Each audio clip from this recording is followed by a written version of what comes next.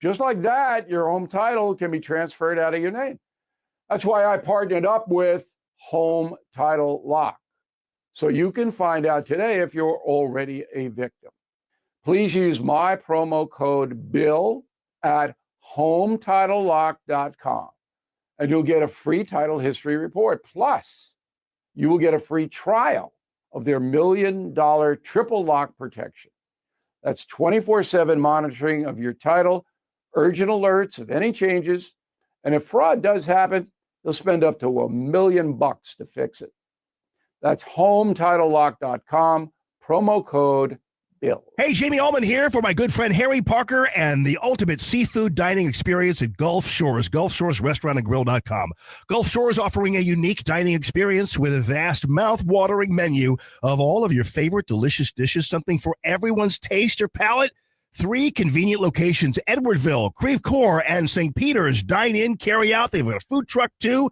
Friendly staff. Looking forward to seeing you, making your dining experience one you will remember. Gulf Shores RestaurantandGrill.com. Tim Jones here from my great friends at Comprehensive Chiropractic, the premier chiropractic and sports performance facility in the region. How do I know? Simply put, they've helped me on many occasions. Here's another solution to your everyday aches and pains. The Studio Health and Wellness Center. Services include Pilates and yoga, both with certified instructors. I can also highly recommend the massage therapy, which is not an indulgence. It's a proven method of healing and restoration. Trust my friends at Comprehensive Chiropractic in Eureka, cchiropractic.com. That's cchiropractic.com.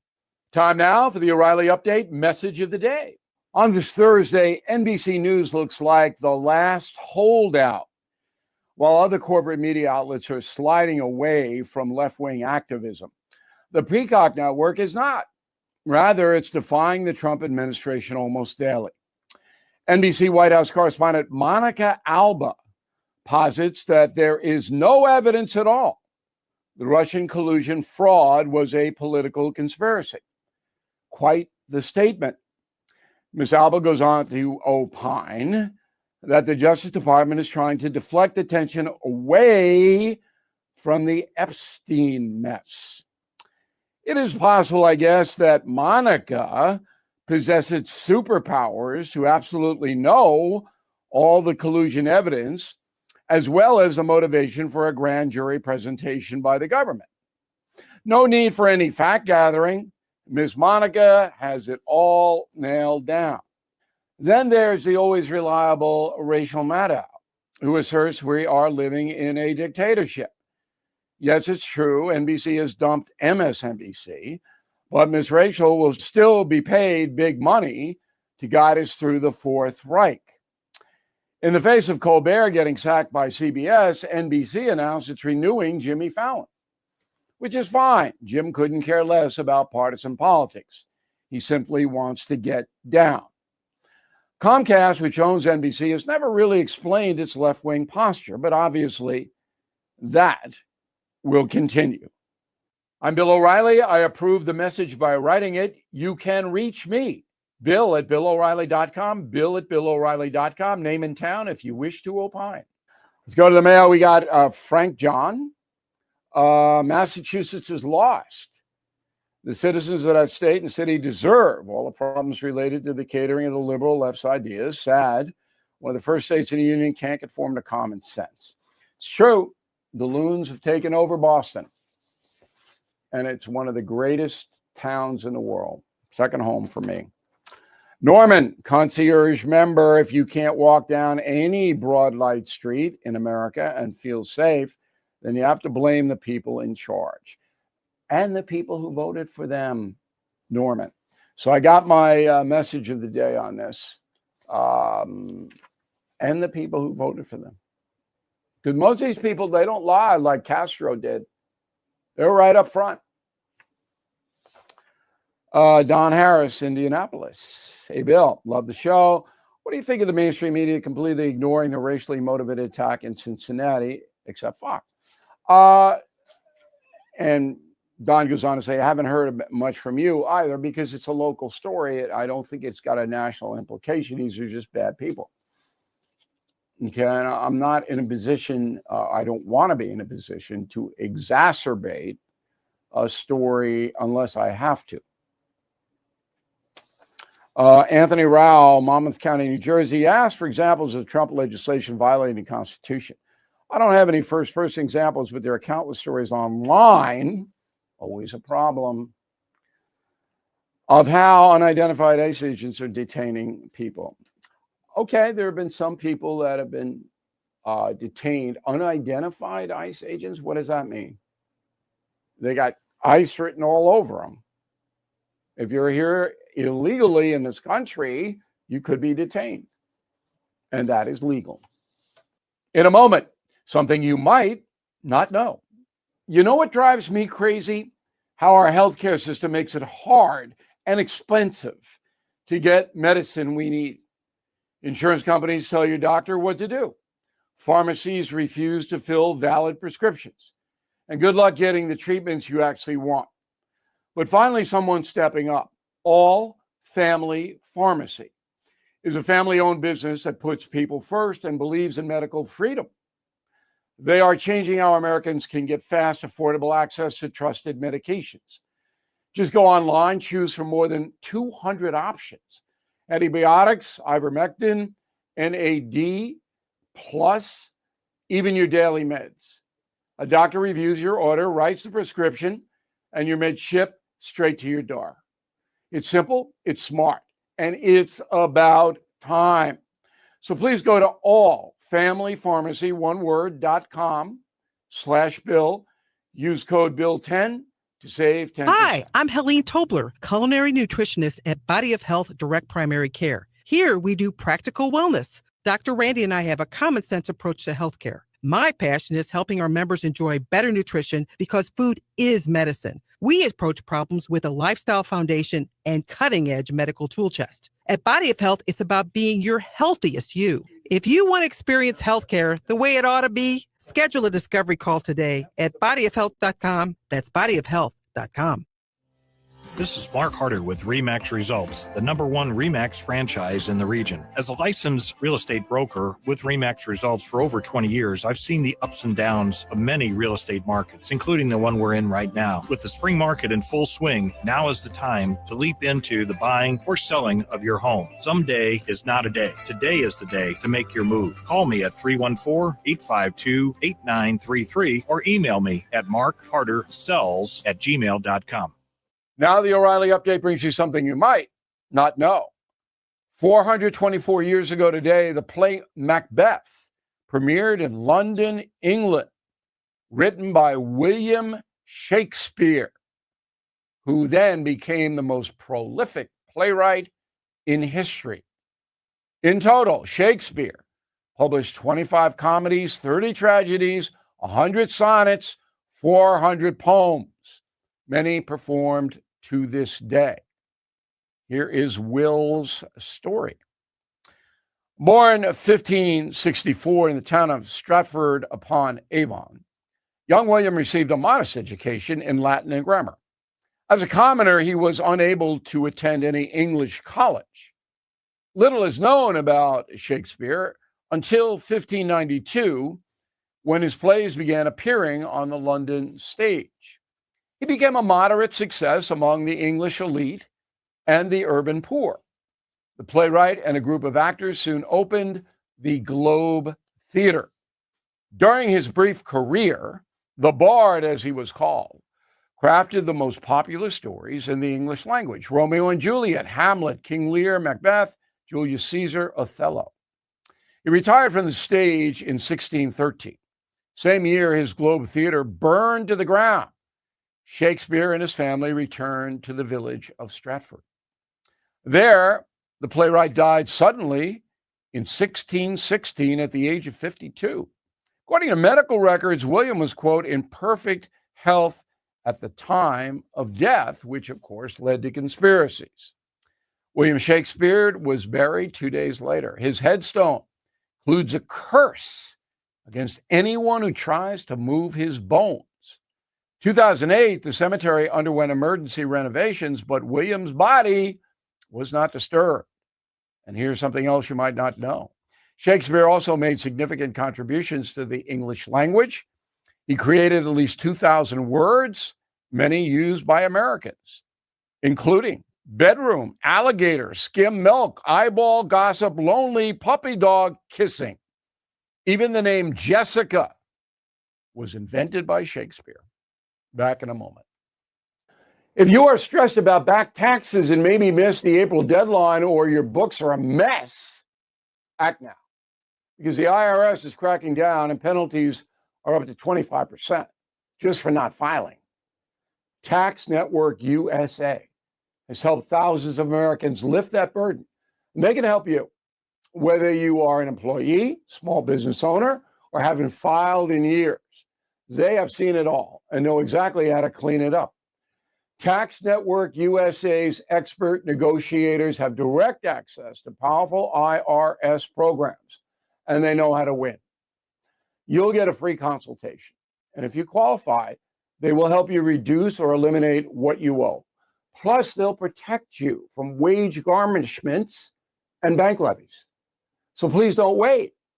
800-958-1000 or visit tnusa.com/bill.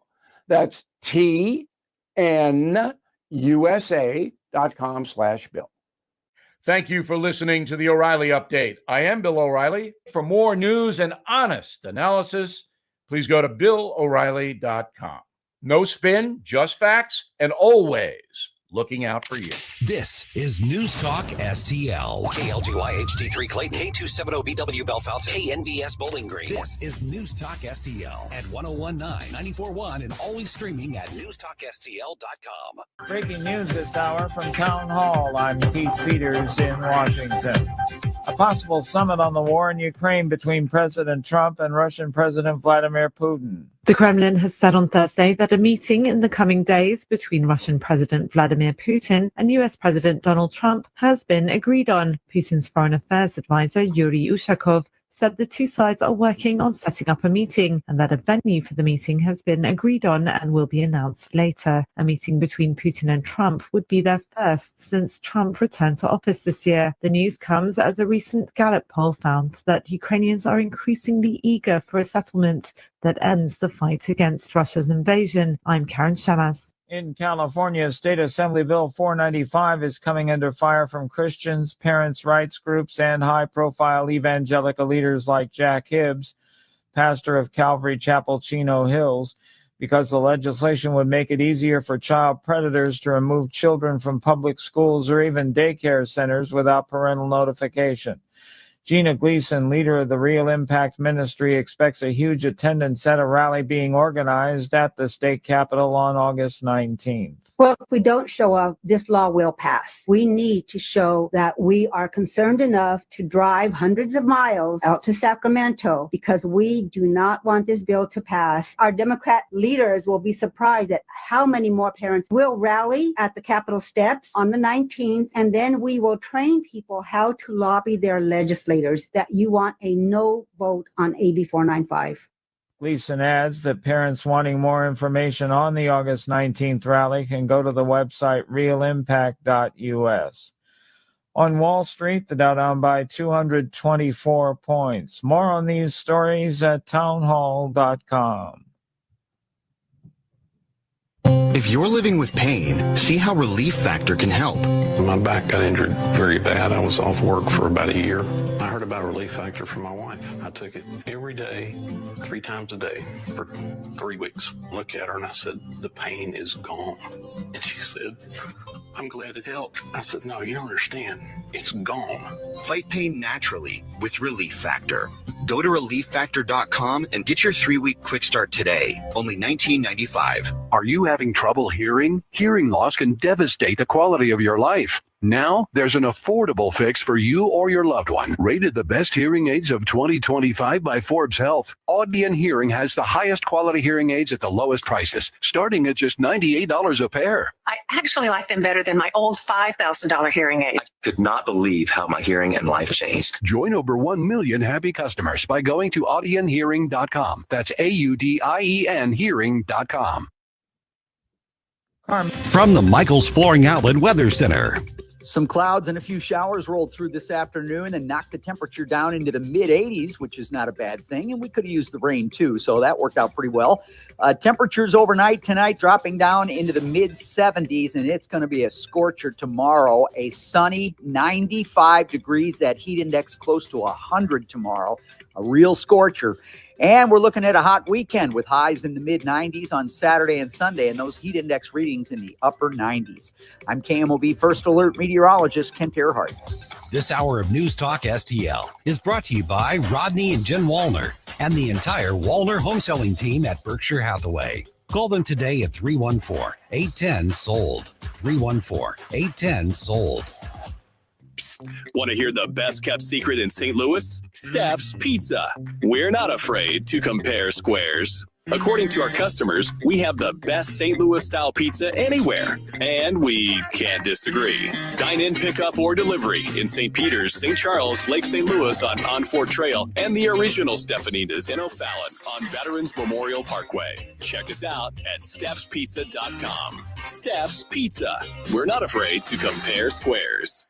Jeffco Patriot Radio. Hey guys, I don't know about you, but I love learning about national and international issues here on News Talk STL. But do you know what's going on in your neck of the woods, your city, your county, and its politics? If you live in Jefferson County and want to know more about what's happening locally, join Speaker Tim Jones and me, Councilman Billy Crow, as we dive into all things Jefferson County on Sundays at high noon on Jeffco Patriot Radio. Jeffco Patriot Radio.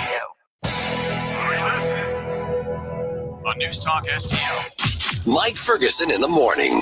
No Flashback Friday is complete without Gabe Pfeiffer's Not Today Satan, and he's doing that at 7:50. Don't miss it.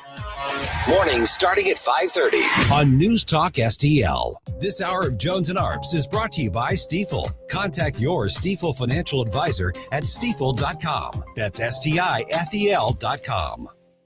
Tim Jones and Chris Arps in the afternoon. The 9 most terrifying words in the English language are, I'm from the government and I'm here to help. The more you remove voting from Election Day, the more opportunity you're offering for people to commit fraud. Are you not entertained?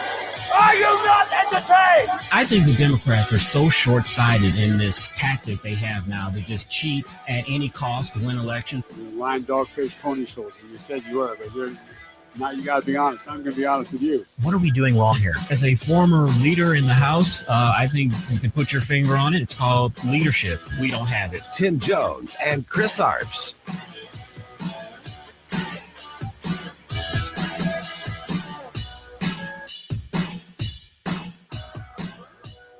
Many are searching for answers after an Army sergeant opened fire on his fellow co-workers at Fort Stewart near Savannah, Georgia on Wednesday. The suspected gunman, identified as 28-year-old Cornelius Radford, he's an automated logistics specialist from Jacksonville, Florida. Military officials say he used his personal weapon in that attack. Authorities say witnesses tackled him and subdued him. He was taken into custody about a half hour after the shooting began. 5 soldiers total hurt. Fort Stewart's commander saying that 3 of them required surgery and all 5 are expected to recover. 4:06, and welcome into the Thursday edition of the Tim Jones and Chris Arps Show. It is August 7th, and that is some good news to start the show off with the tragic event that happened yesterday with the soldier at Fort Stewart there in Georgia, wounding 5 of his fellow soldiers. You know, we got a huge show today, a lot of guests. I'm just going to rattle them off at the top of the show here, and then we'll get into some of the topics today.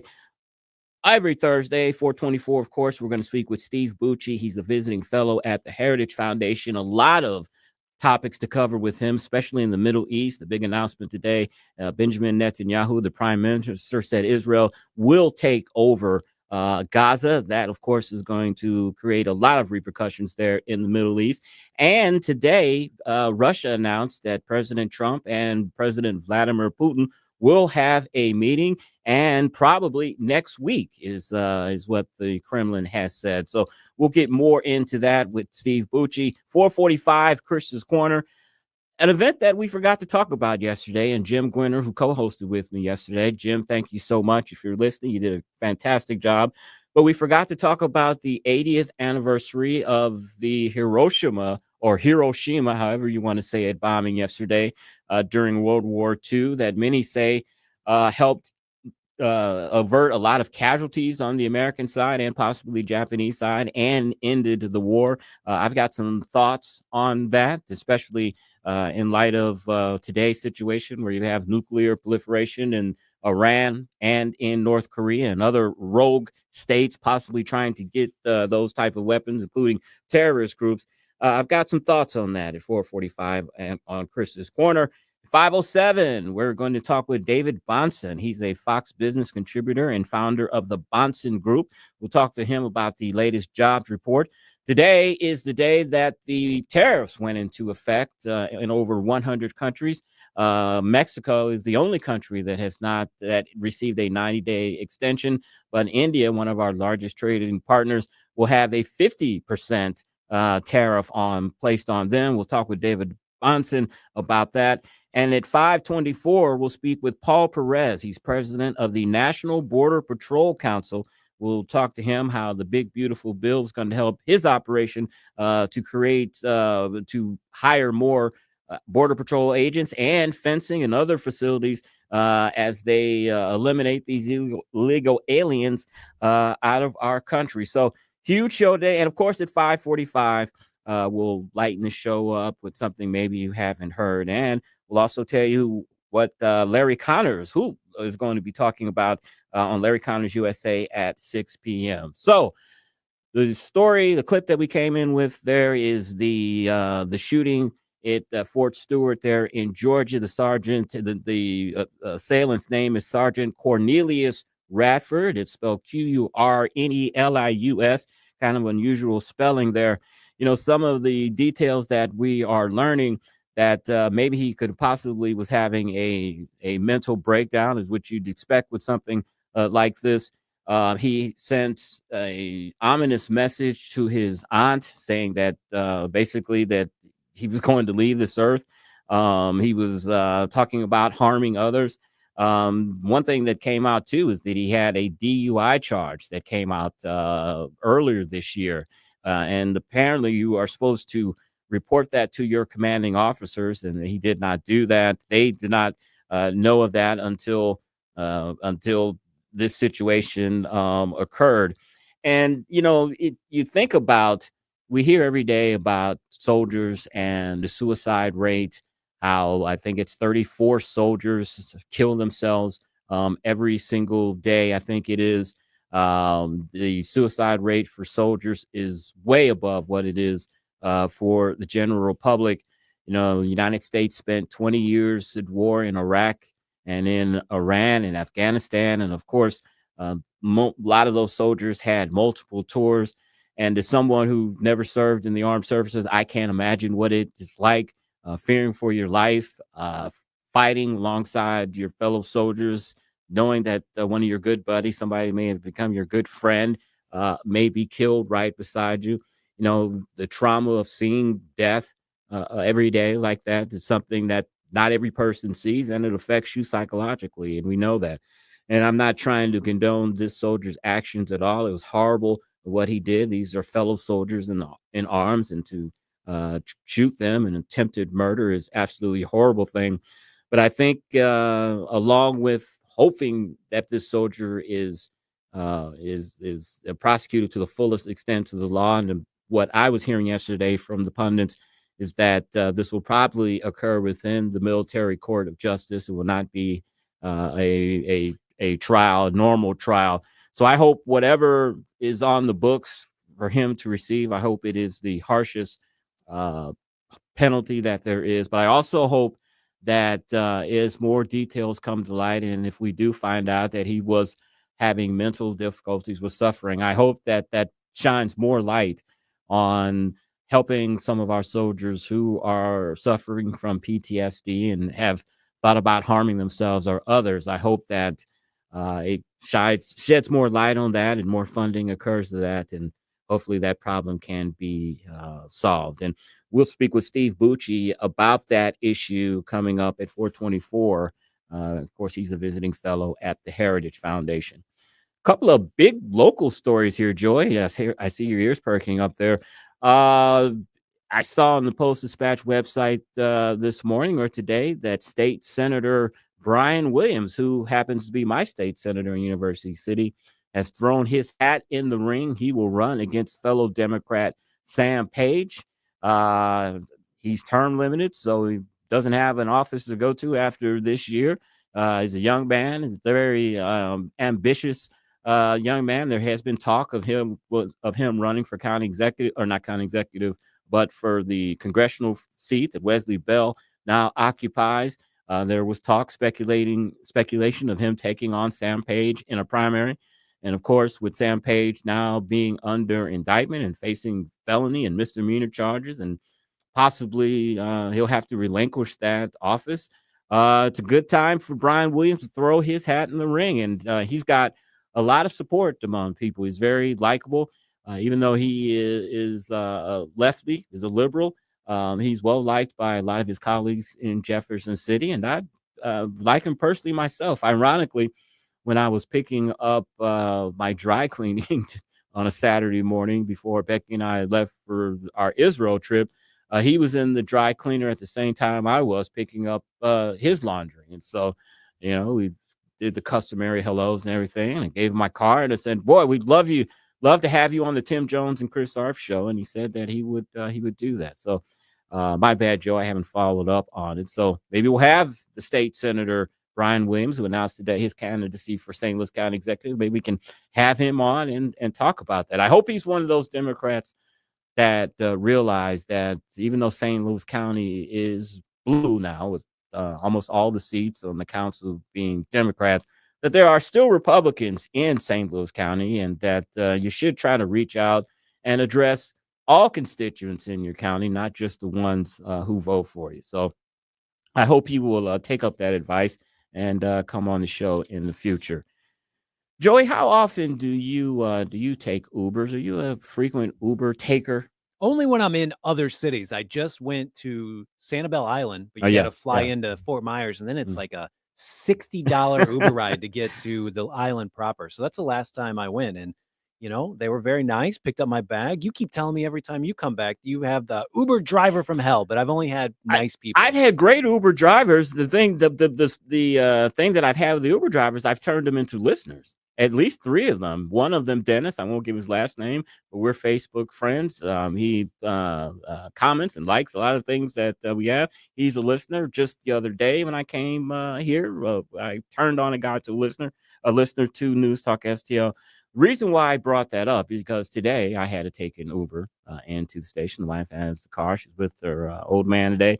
And it made me think about what happened last night, the big story about 3 juveniles carjacked a person yesterday, and I don't think that there was any injuries or anything, but it just makes you. First of all, it doesn't make a lot of sense to me. First, are they ordering the ride, and then when the person are they ordering like an expensive car, something really expensive, and then when they show up, they're going to carjack it, which seems kind of stupid to me because your name and stuff and information is on the app. You're like giving a direct line right to you. Or are these people just seeing a nice car? They just so happen are Uber drivers and they're carjacking them. And it looks like this specific instance involves a 16-year-old with a gun. And these kids that are underage know that they can get away with this stuff and it's not going to be put on their permanent record. And here's the sad thing, Joy. This is on KSDK. The same police officer arrested the same teen suspect for rideshare carjacking in less than 2 days. I mean, this guy, he's 16 years old. I mean, you look at him, you don't think he's probably going to have much of a career or a real life. But if he's going to pursue the life of crime, he needs to work on that. He's been arrested. What's the odds of being arrested for the same crime in 2 days by the same police officer in a major city. What's the odds of that? That's just a stupid kid. And he ended up firing his gun too. He didn't hit the one driver, but he shot the gun off. So, I mean, just charges are getting racked up against this kid. Yeah, but he'll be out and they'll put him in some type of program. What needs to happen, and we're starting to see more and more of that, of these juveniles that are committing these adult crimes, they're being certified as adults, which they should. The juvenile program is outdated. It was for a different time and age when with kids, they weren't potential menaces to society. They were just kids that were mischievous and getting a little trouble and just needed, a little direction, maybe in juvenile hall for a weekend or something. And that would set them on the right path. These kids now, the main thing of why they're so dangerous, Joey, and I've heard them talk about that, not personally, but on shows that I've watched, a lot of these kids don't believe that they're going to live to 21 years old. If you're 21, you are an OG. They feel that they're going to die in their teenage years anyway, so why not go out with guns blazing and all of that? So if someone has that type of mentality, where they don't think they're going to live to adulthood, they don't care. They're absolutely menaces of society. I think they got to take one of the kids' legs or something, or shoot him in the leg so he's got a limp and he's an example to all the other kids. And then so he can't drive anymore either. And he's got to use Ubers the rest of his life and give them 5 stars. I remember when I was in 6th grade and a groundbreaking show came on. I was 12 years old, 1978. I'll never forget it. It was called Scared Straight. And it was a show, of course, they redid it into modern times, but it was a show where they took these delinquent kids where their lives were going to end up either dead or in prison. And they put them in prison and they let the OGs, they let these guys who had triple murder sentences, were never going to get out, literally scare them straight. And it was just hilarious seeing these kids who thought they were all tough and bad. But once one of these hardened criminals got in their faces and started yelling at them, they started crying like little babies. Joey, I don't know if that would work today. I think these kids, even if they see some of these hard people, these kids now are so jaded and so hard, I don't think that would even work anymore. I remember they would play that on MTV and it would be uncensored. And these guys would say the filthiest stuff. Yes. And they're like, this is for educational purposes. We're going to let all the swear words fly just so your kid doesn't go to jail. And now SNL does this sketch every other season with the Scared Straight, and they make it funnier and funnier where Will Ferrell's going to sexually assault somebody. Oh my goodness. Did they ever do that with, who's the fat guy? Hilarious. Chris Farley. Did they ever do a Scared Straight with him? No, it was a little after his time. Keenan is the one who's the main guy. So it's been, at least the last 12 or 13 years, they've been doing them consistently. And they just did it again for the 50th anniversary special. But they're hilarious. Oh, but I remember the original, the serious one came out in 78, man. And it was just groundbreaking and people were just heralding it. And, I was a mischievous kid, but I was never going to be a kid with my parents. So I was going to have to call my parents to come get me out of jail. I never took it to that level. And I think Scared Straight helped me not take it to that level. And besides being beaten half to death by my mother. I'm scrolling through YouTube and it looks like Chris Farley did do one. I thought so. The series I'm thinking of is Keenan specific, but yeah, you're saying this was in 1978. Yeah, they definitely did it with Matt Foley, the motivational speaker, scaring kids straight. I thought I saw something like that. I watch a lot of reels now. The algorithm, Joey, has trapped me in. And I watch like these old videos and I'm like, I could have swore I've seen a Chris Farley do a Scared Straight skit. I'll watch it during a commercial break. All right. Instead of doing work. All right. Okay. We got Steve Bucci, visiting fellow at the Heritage Foundation. A lot to talk about him, especially the big news that Israel will completely take over Gaza. You're listening to the Tim Jones and Chris Arps show on 101.9, 94.1 News Talk STL.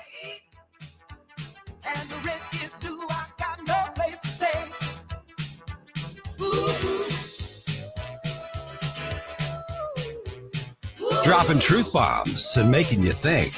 It's the Tim Jones and Chris Arps show.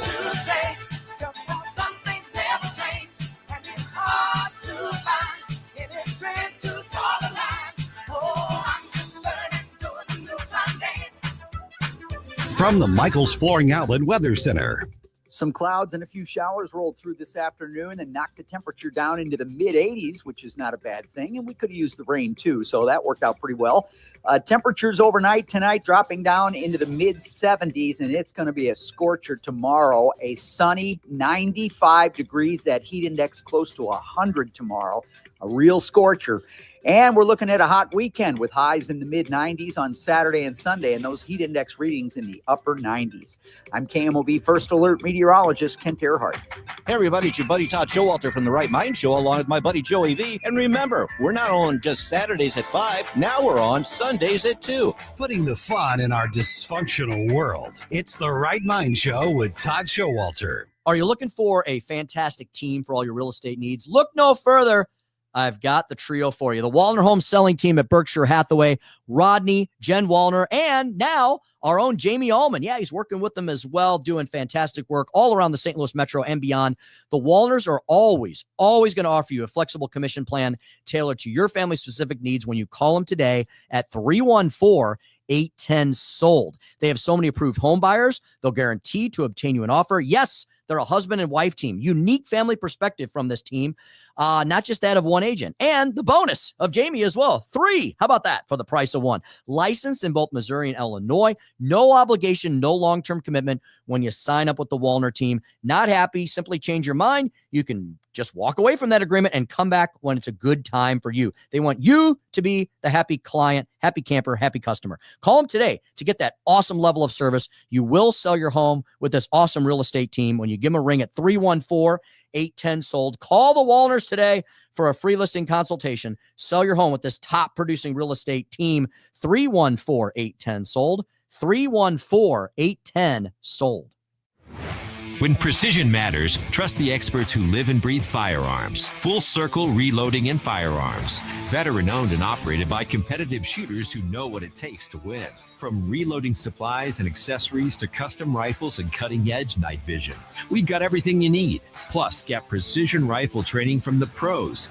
Full Circle Reloading and Firearms. 923 South 5th Street in St. Charles, or visit FullCircleReloading.com.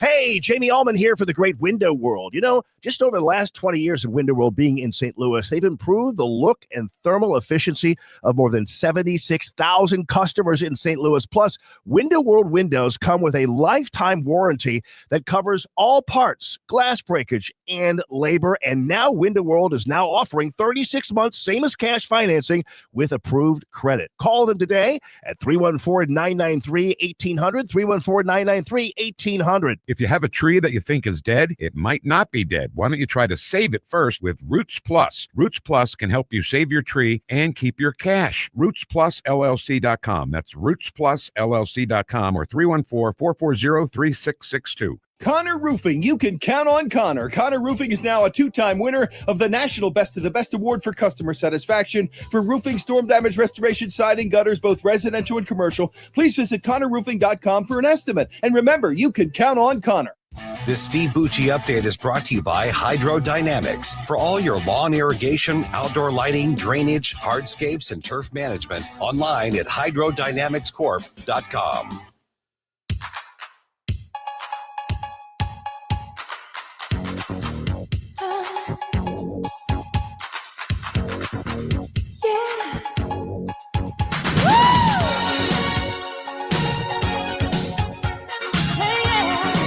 It's the Tim Jones and Chris Arps Show.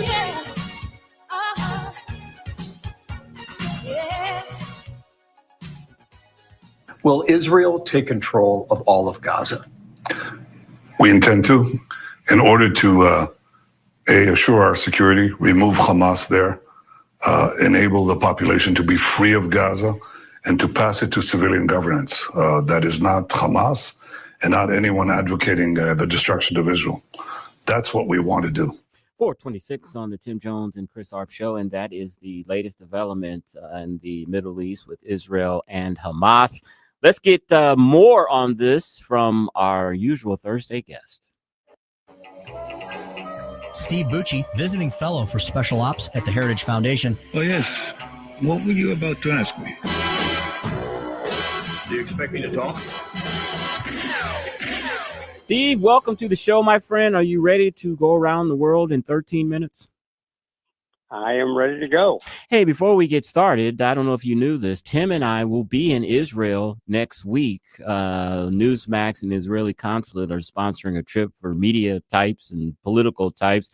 So we're going to be visiting and having some meetings with some VIPs there, and hopefully we'll be safe. And that's part of my question for you. Do you think that with this situation with Netanyahu saying he wants to take over Gaza, will that heighten the tensions there with the Palestinians and others? I don't think it's going to be any worse than it is normally, and which is high. But I have full confidence in the IDF and its other intelligence partners that you guys are going to be safe. They try and take really good care of their guests. And so I think you're going to be just fine. And you're going to see some stuff. I know, because I've done these kind of trips myself, that's going to go, okay, now I understand where they're coming from.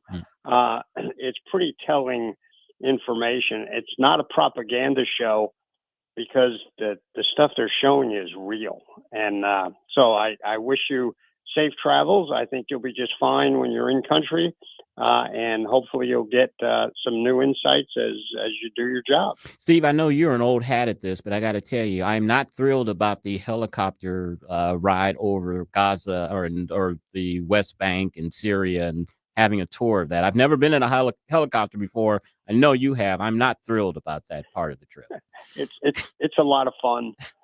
They're fun to ride in. You get a view that you wouldn't see from a regular airplane or any other kind of airborne conveyance. And their helicopters are pretty well equipped with countermeasures and things like that. I think you're going to be just fine. As I say, they take really good care of their guests, and they have suppressed all of the air defense capabilities that are there. They don't really have any air defense missiles. They have, they could shoot like an RPG or something, but you're not going to be flying down in the dirt. You're going to be up pretty high so you can get a panoramic view. So again, I think don't lose any sleep over that one, brother. You'll be just fine. Now, Steve, this is not the first time that Israel has taken over Gaza. The Prime Minister is trying to make this sound like it's a temporary thing. He wants to hand this over to Arab forces. But if it's my understanding, last time that Israel took over Gaza, it was for years, not weeks or months. Well, the last time they took it over was, during one of the wars where they went there and conquered it. And then in 2005, they gave it all back to the Palestinians and said, okay, fine. Was one of the many land for peace kind of deals that the international community brokered. And unfortunately, shortly after Israel pulled out all of its settlers, pulled out all of its security forces and said, you guys got it. Let's just be good neighbors. They elected Hamas to power. Hamas basically ended any democratic processes that they've never returned with any, and have ruled as a dictatorship ever since, and used it as a base to attack Israel. So I believe Netanyahu when he says, look, we don't want to be in charge of Gaza. We just want to get rid of Hamas and see some sort of governing structure put in that will keep Hamas out and keep the peace between the Palestinians in Gaza and the Israelis. So that's what they're hoping for. But to get to that point, they realize they really do have to take over the areas that they have not yet physically gone into and rooted out what's left of Hamas.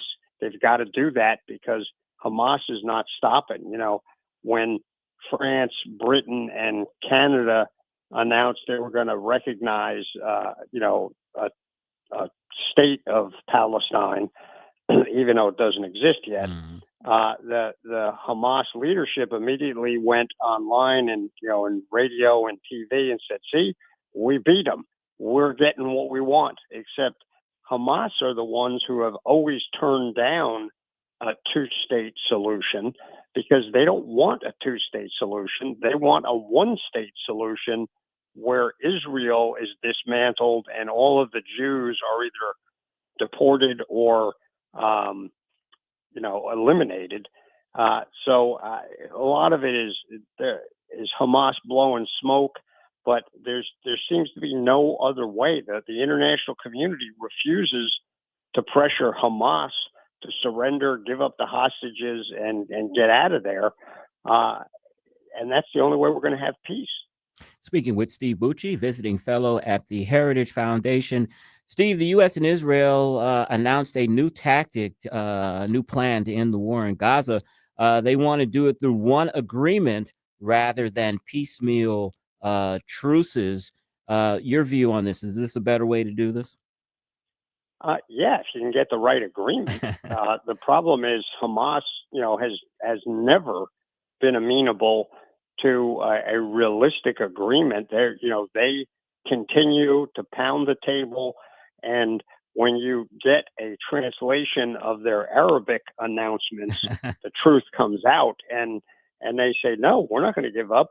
We're not sorry we did October 7th. We're going to do it again. We want to kill more Jews, and we want to drive them into the sea. That's not a really good negotiating position for the Israelis to sit down at the table with. Exactly. Let's switch over now to Russia. Apparently, the Kremlin announced today that President Trump and President Putin will meet somewhere next week. The destination hasn't been determined yet. In the preliminary talks, President Trump was saying that Zelensky needed to be at these talks as well. I'm not sure if he has been invited at all. Do you expect anything to come out of these talks between the two presidents? Well, if Putin is serious about negotiating, I think we could probably get some kind of arrangement, but it's yet to be seen whether he is really serious about it. Getting Zelensky invited and at the table as an equal partner would be a great signal that, one, the Russians would allow that to happen, and two, that there might be some agreement reached. But I'm not optimistic on this one. Unfortunately, I just don't see Putin's ready to make any kind of concession or anything. He still has this delusion that he's going to get the whole pie, and that President Trump will collapse and give him what he wants. And I just think that's a bad bet on his part.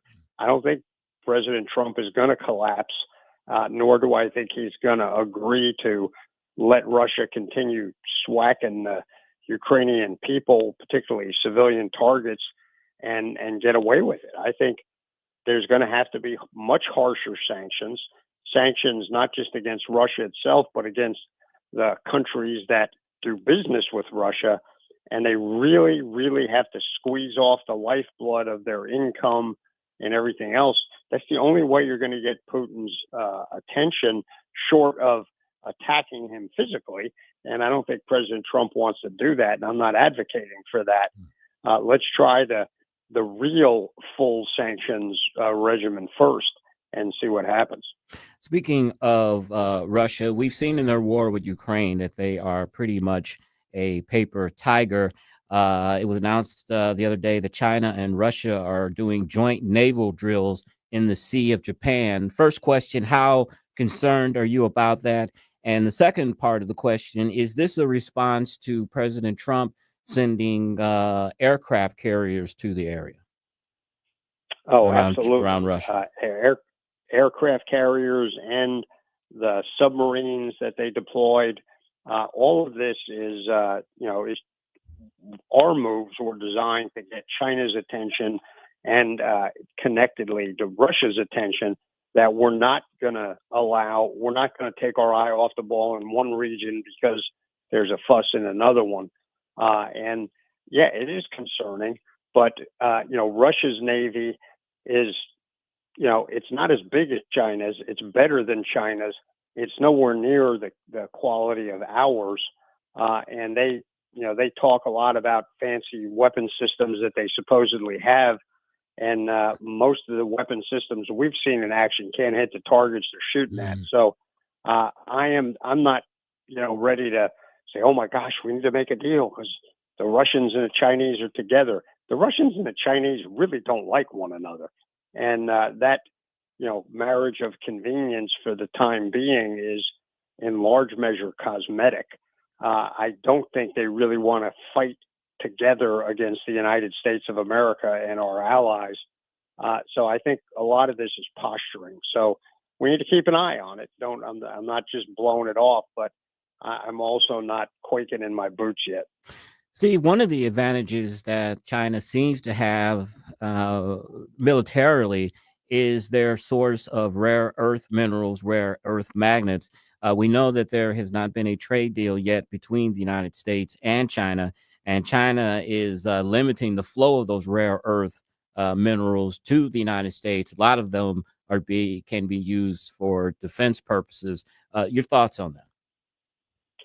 It's a serious concern. We have allowed China to basically get a monopoly on those particular minerals because we don't want to mine our own because it's really an ugly, dirty process to mine those. China has a bit of them in their own country. They don't really care about screwing up their ecological system, nor do they care about screwing up the systems in the several African countries that also have those minerals that China now mines for them in those areas and then takes control of the minerals.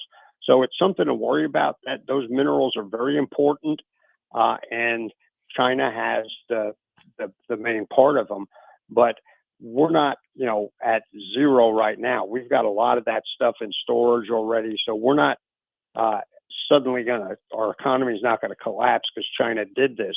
This is a counter move by China to try and get President Trump to back off on his tariffs program, and he's shown absolutely no willingness to do that. He's pretty hardcore in these negotiations. So we'll see what China's move does, if it's going to cause a problem or are they going to blink first. I'm not putting my money on anybody doing a staring contest with President Trump over trade.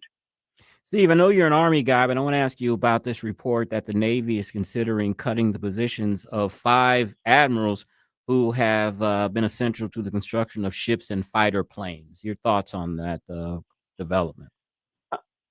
There's a lot of review going on across the Department of Defense, particularly with senior positions. And this is not something, going after individuals. This is a review of, are we top heavy? We've cut back on some of our force structure, and we've got the same number of generals and admirals out there. That doesn't make sense to some people, like most Americans and like a lot of people in Congress. They go, okay, if you got less fighters, why do you have so many poobahs up at the top that are still there? So I think we can expect that. I don't think that hurts our readiness. I'm more concerned when they cut private sergeants and junior officers than when they cut senior officers, frankly. Senior officers don't carry rifles or fly airplanes anymore.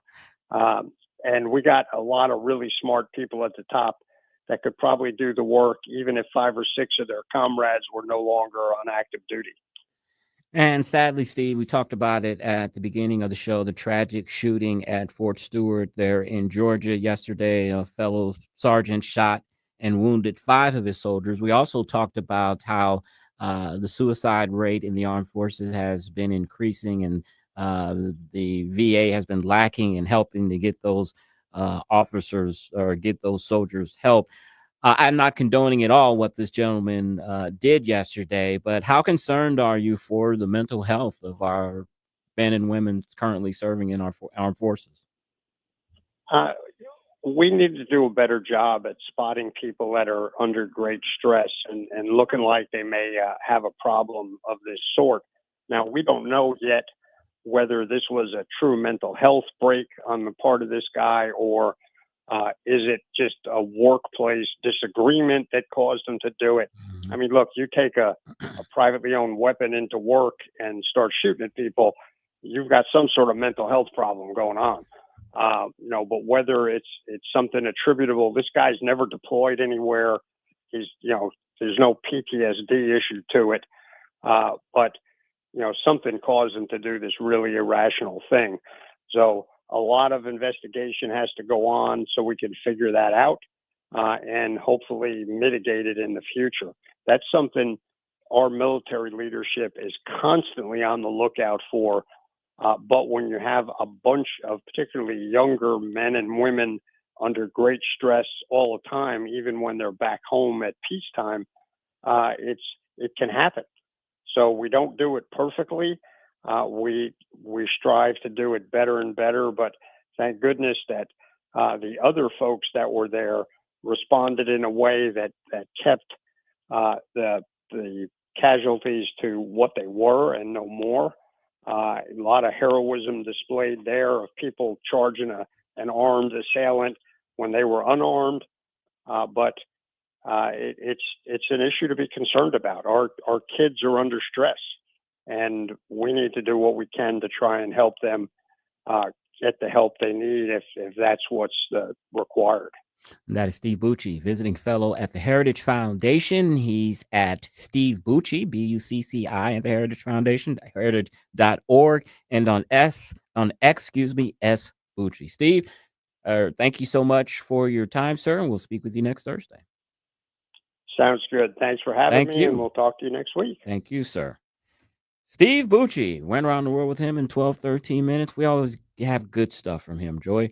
Coming up, I'm going to have some commentary on yesterday's 80th anniversary of the bombing in Hiroshima that helped close out World War II. You're listening to the Tim Jones and Chris Arps Show on 101.9, 94.1 News Talk STL. Still enough time to figure out how to chase my blues away.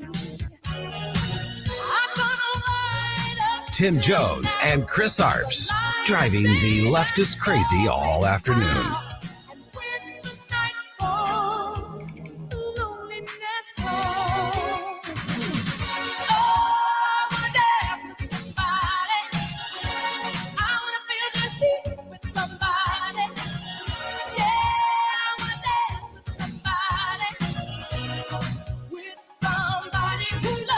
From the Michaels Flooring Outlet Weather Center.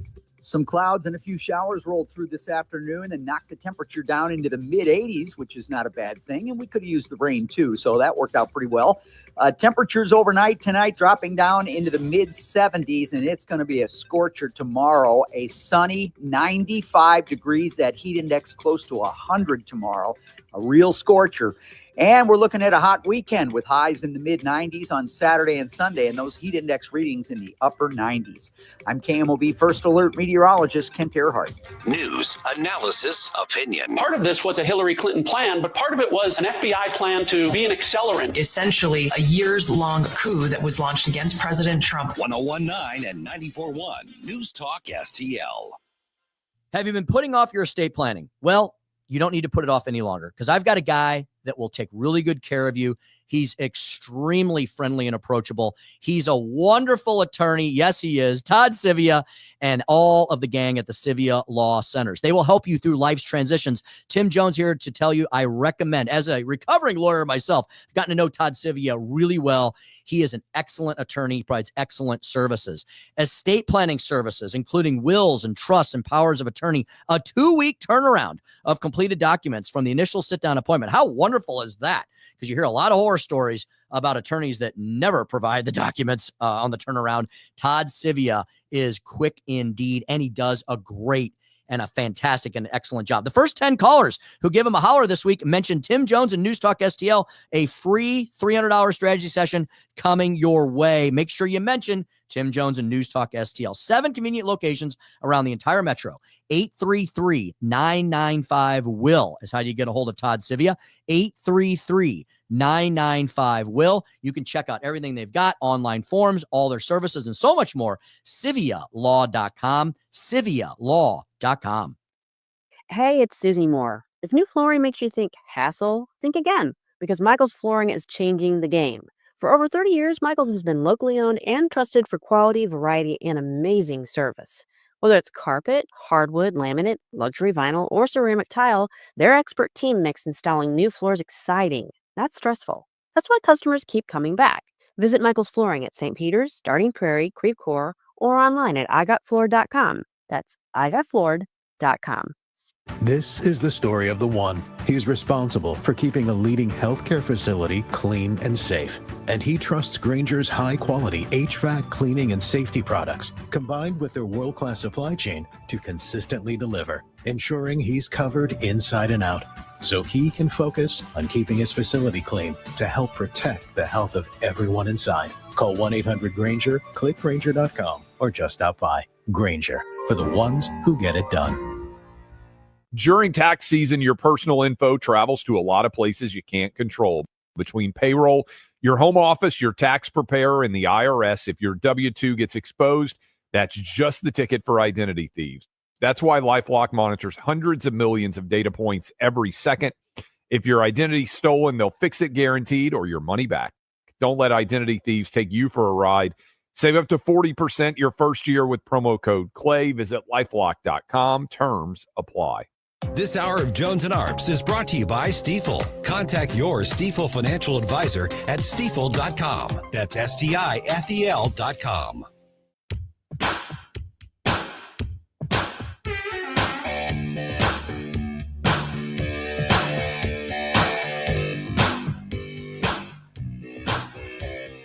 It's the Tim Jones and Chris Arps Show.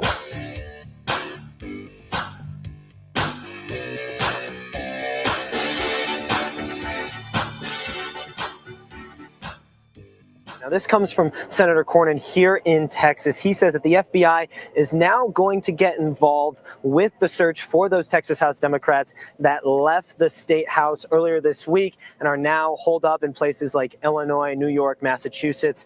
Earlier this week, Senator Cornyn, he asked the FBI Director Kash Patel to help out with the location and bringing those Texas House Democrats back. We also heard from President Trump. President Trump said the FBI may get involved here because the issue at stake is that the Texas Department of Public Safety, you would know them as the Texas Rangers, their only authority, their jurisdiction is within the state of Texas. 449 on the Tim Jones Chris Arps Show. The Texas Rangers are also a baseball team based in Arlington, Texas, right side of Dallas. That was a terrible joke, I know, Joy, but I just had to say it.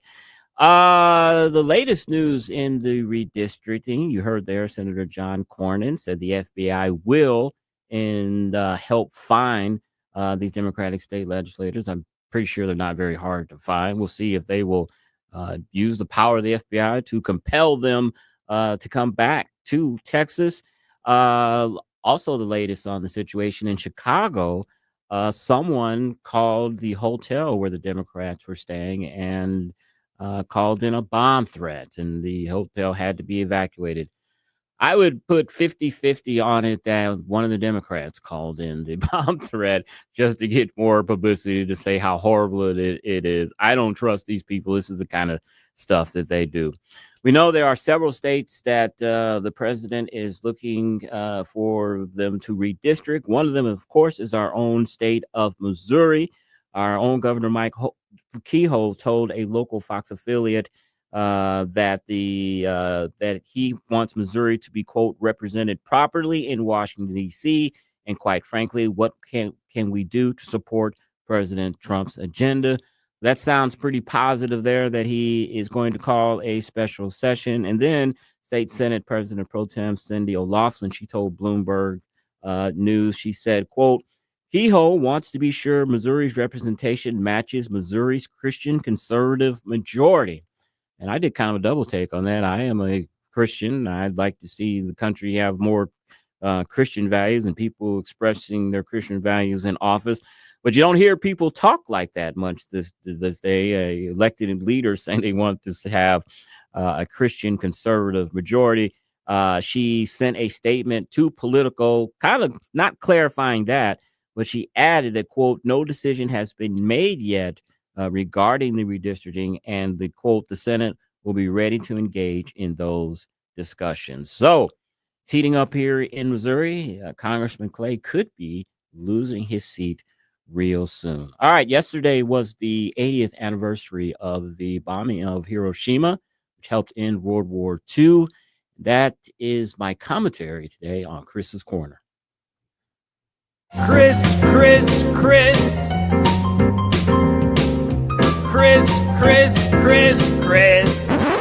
And if you don't know, now you know. And now, Chris's Corner. Yes, as we said yesterday, August 6th marked the 80th anniversary of the atomic bomb that was dropped on Hiroshima. Just a couple of days later, another second bomb was dropped on the city of Nagasaki. Over 200 deaths resulted from the bombing of Hiroshima and Nagasaki, which was absolutely horrific, but that is the cost of war sometimes. You know, war is hell. It's not clean. It's not polite. Japan had refused to surrender despite the overwhelming odds that were against them. Civilians were being told to commit suicide rather than be captured.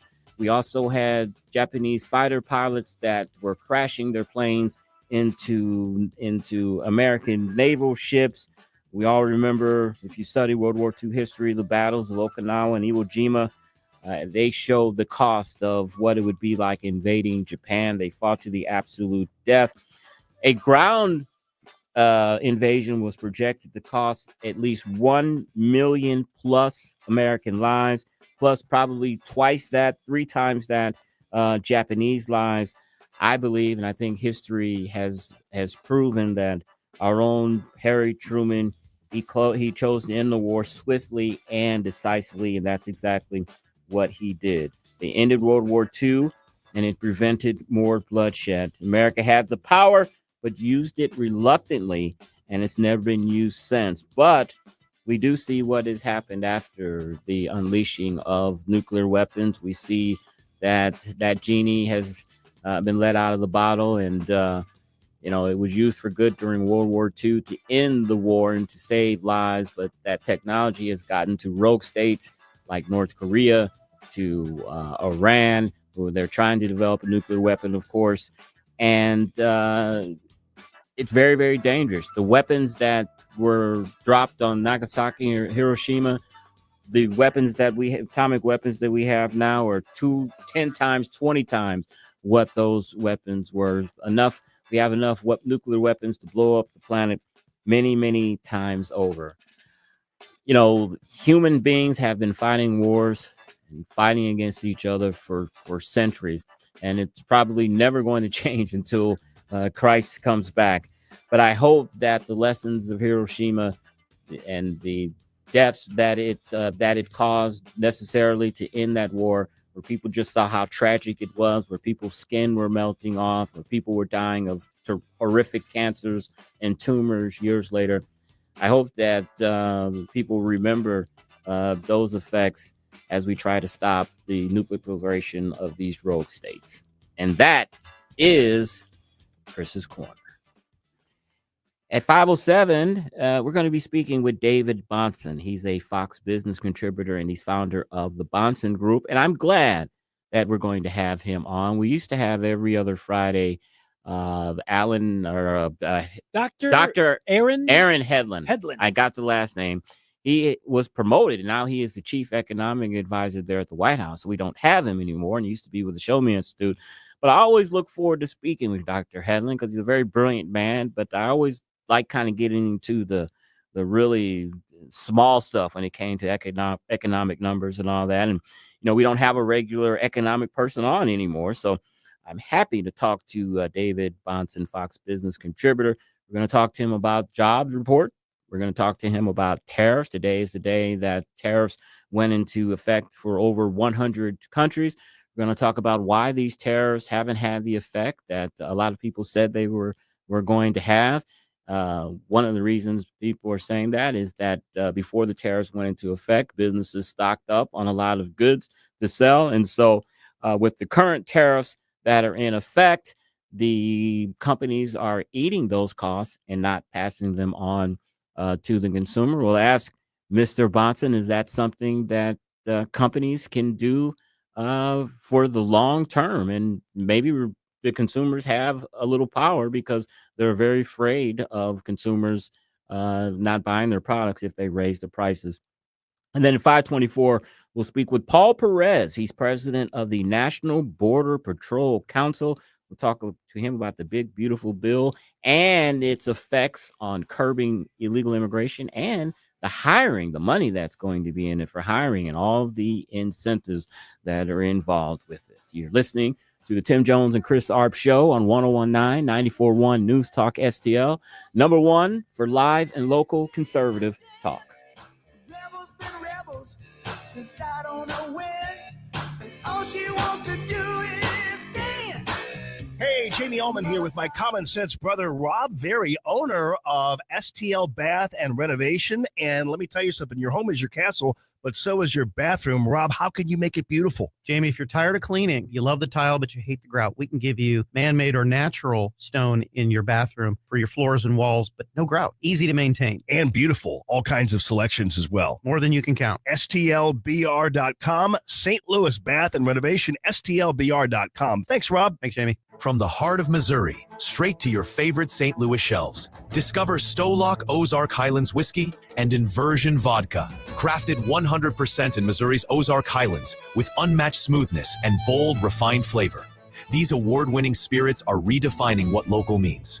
Want to win a bottle? Visit stoneledgedistillery.com/win and register today. Stolock Whiskey, Inversion Vodka. Proudly made in Missouri. Poured wherever quality matters.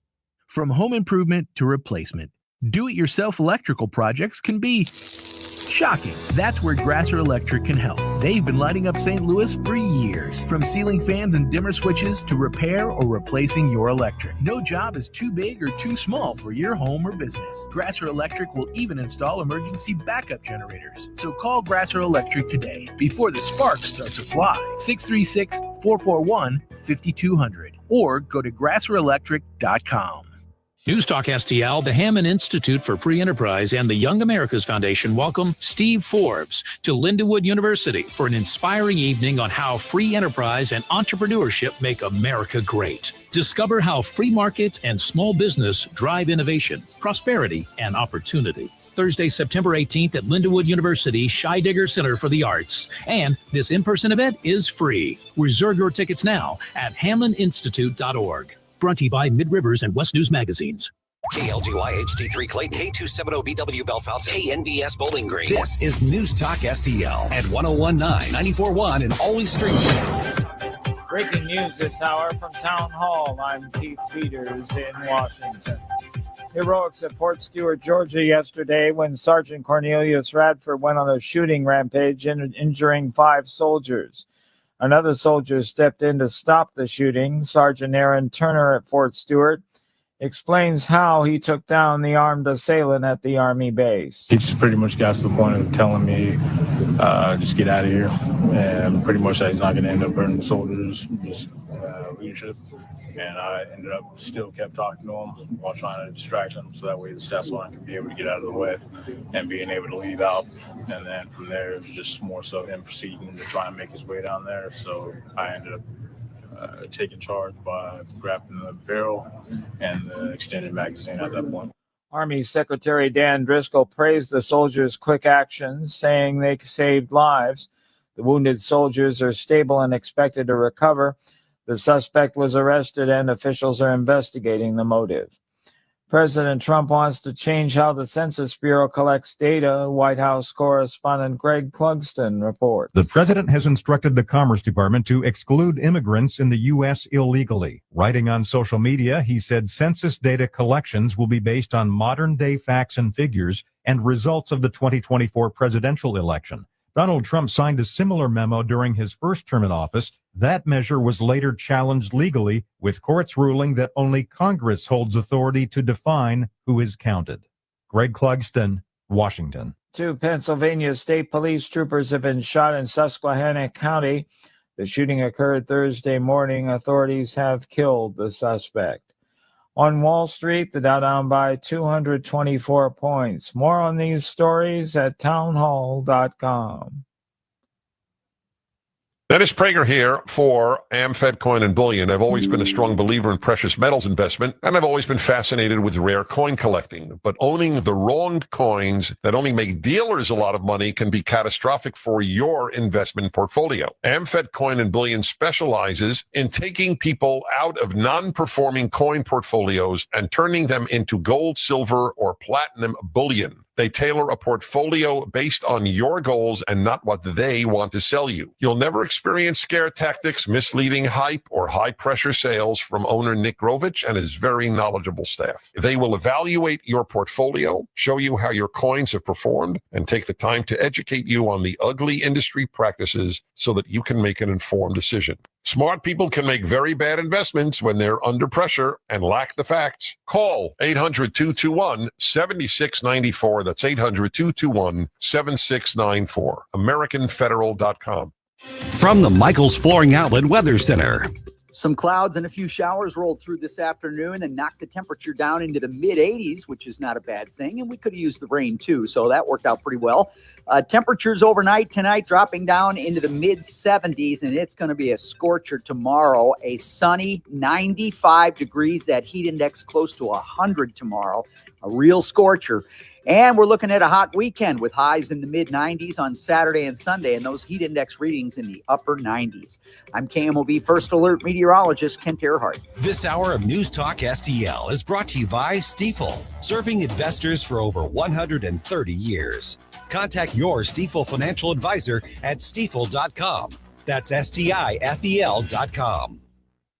Are uneven concrete surfaces causing you headaches? Polytime Concrete Leveling and Restoration has the solution. We're a veteran and family-owned business offering long-lasting solutions for all your concrete problems. From precision concrete leveling to our superior restoration services, our precision polyjacking outperforms traditional mudjacking any day. Call Polytime at 636-487-3282 for a free estimate or visit itspolytime.com. Mention Newstalk STL and get $125 off any job of $600 or more, or 10% off your service.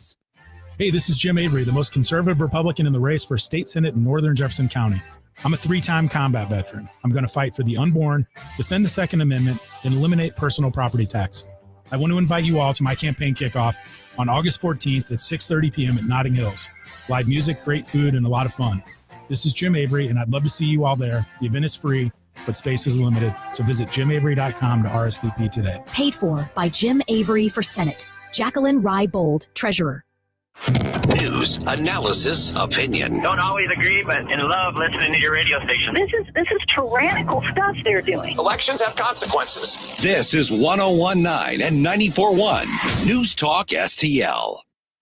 Tim Jones and Chris Arps in the afternoon. The 9 most terrifying words in the English language are, I'm from the government and I'm here to help. The more you remove voting from Election Day, the more opportunity you're offering for people to commit fraud. Are you not entertained? Are you not entertained? I think the Democrats are so short-sighted in this tactic they have now to just cheat at any cost to win elections. Lying dog-faced pony soldier. You said you were, but now you got to be honest. I'm going to be honest with you. What are we doing wrong here? As a former leader in the House, I think you can put your finger on it. It's called leadership. We don't have it. Tim Jones and Chris Arps.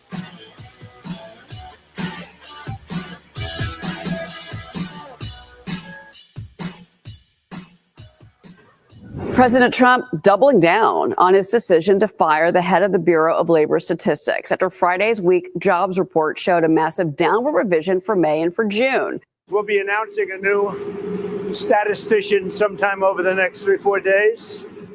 We had no confidence. I mean, the numbers were ridiculous. If you remember, just before the election, this woman came out with these phenomenal numbers on Biden's economy. Phenomenal numbers. And then right after the election, they announced that those numbers were wrong. And that's what they did the other day. So it's a scam, in my opinion. 5:06 on the Tim Jones and Chris Arps show, and a lot going on in Trump world, especially last week. We've got Jeffrey Einstein, and then we have this situation last Friday with the firing of the BLS director. We're going to learn more about that. We have on the show with us David Bahnsen. He's been with us before. He's the Fox Business contributor and founder of the Bahnsen Group. David, welcome to the show. Thanks for having me. Good to be back with you. No problem. Now, there's been a lot of controversy, of course, with this firing. A lot of people are saying that the president fired this woman because she put out bad numbers. But does the president have any points at all about the numbers being so wildly off over this administration and with Biden's? Not even a little bit. It's one of the most absurd things I've ever seen. And I will give you very good proof. In 2019, the president of the United States was Donald Trump. The exact same thing happened. Instead of 584,000 revision, it was 538,000 seasonally adjusted, but basically within, a few points of the exact same. And he didn't fire anyone there, didn't complain about it then. The issue is frustrating for those of us who are economists and data statisticians that want to study the data appropriately. For people who aren't lazy trying to study the data, we really do want to study more than one data point, because this is a funky thing. That's the scientific word for it. It's funky. They're using a survey every month of 122,000 businesses to gather labor data, and then they have to true it up every year with actual unemployment claims. So the numbers will adjust because there's all kinds of things that can move it up and down around that process. So there's two things you can do to avoid revisions. You can not report an estimate monthly and then just give the actual number way, way later. That is an awful solution. It doesn't give us any numbers along the way. It's a long lag. By the time you got the actual number, it would be too late to matter.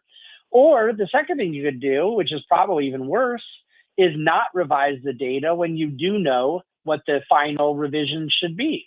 Just leave everybody with inaccurate numbers. That strikes me as somewhat dishonest.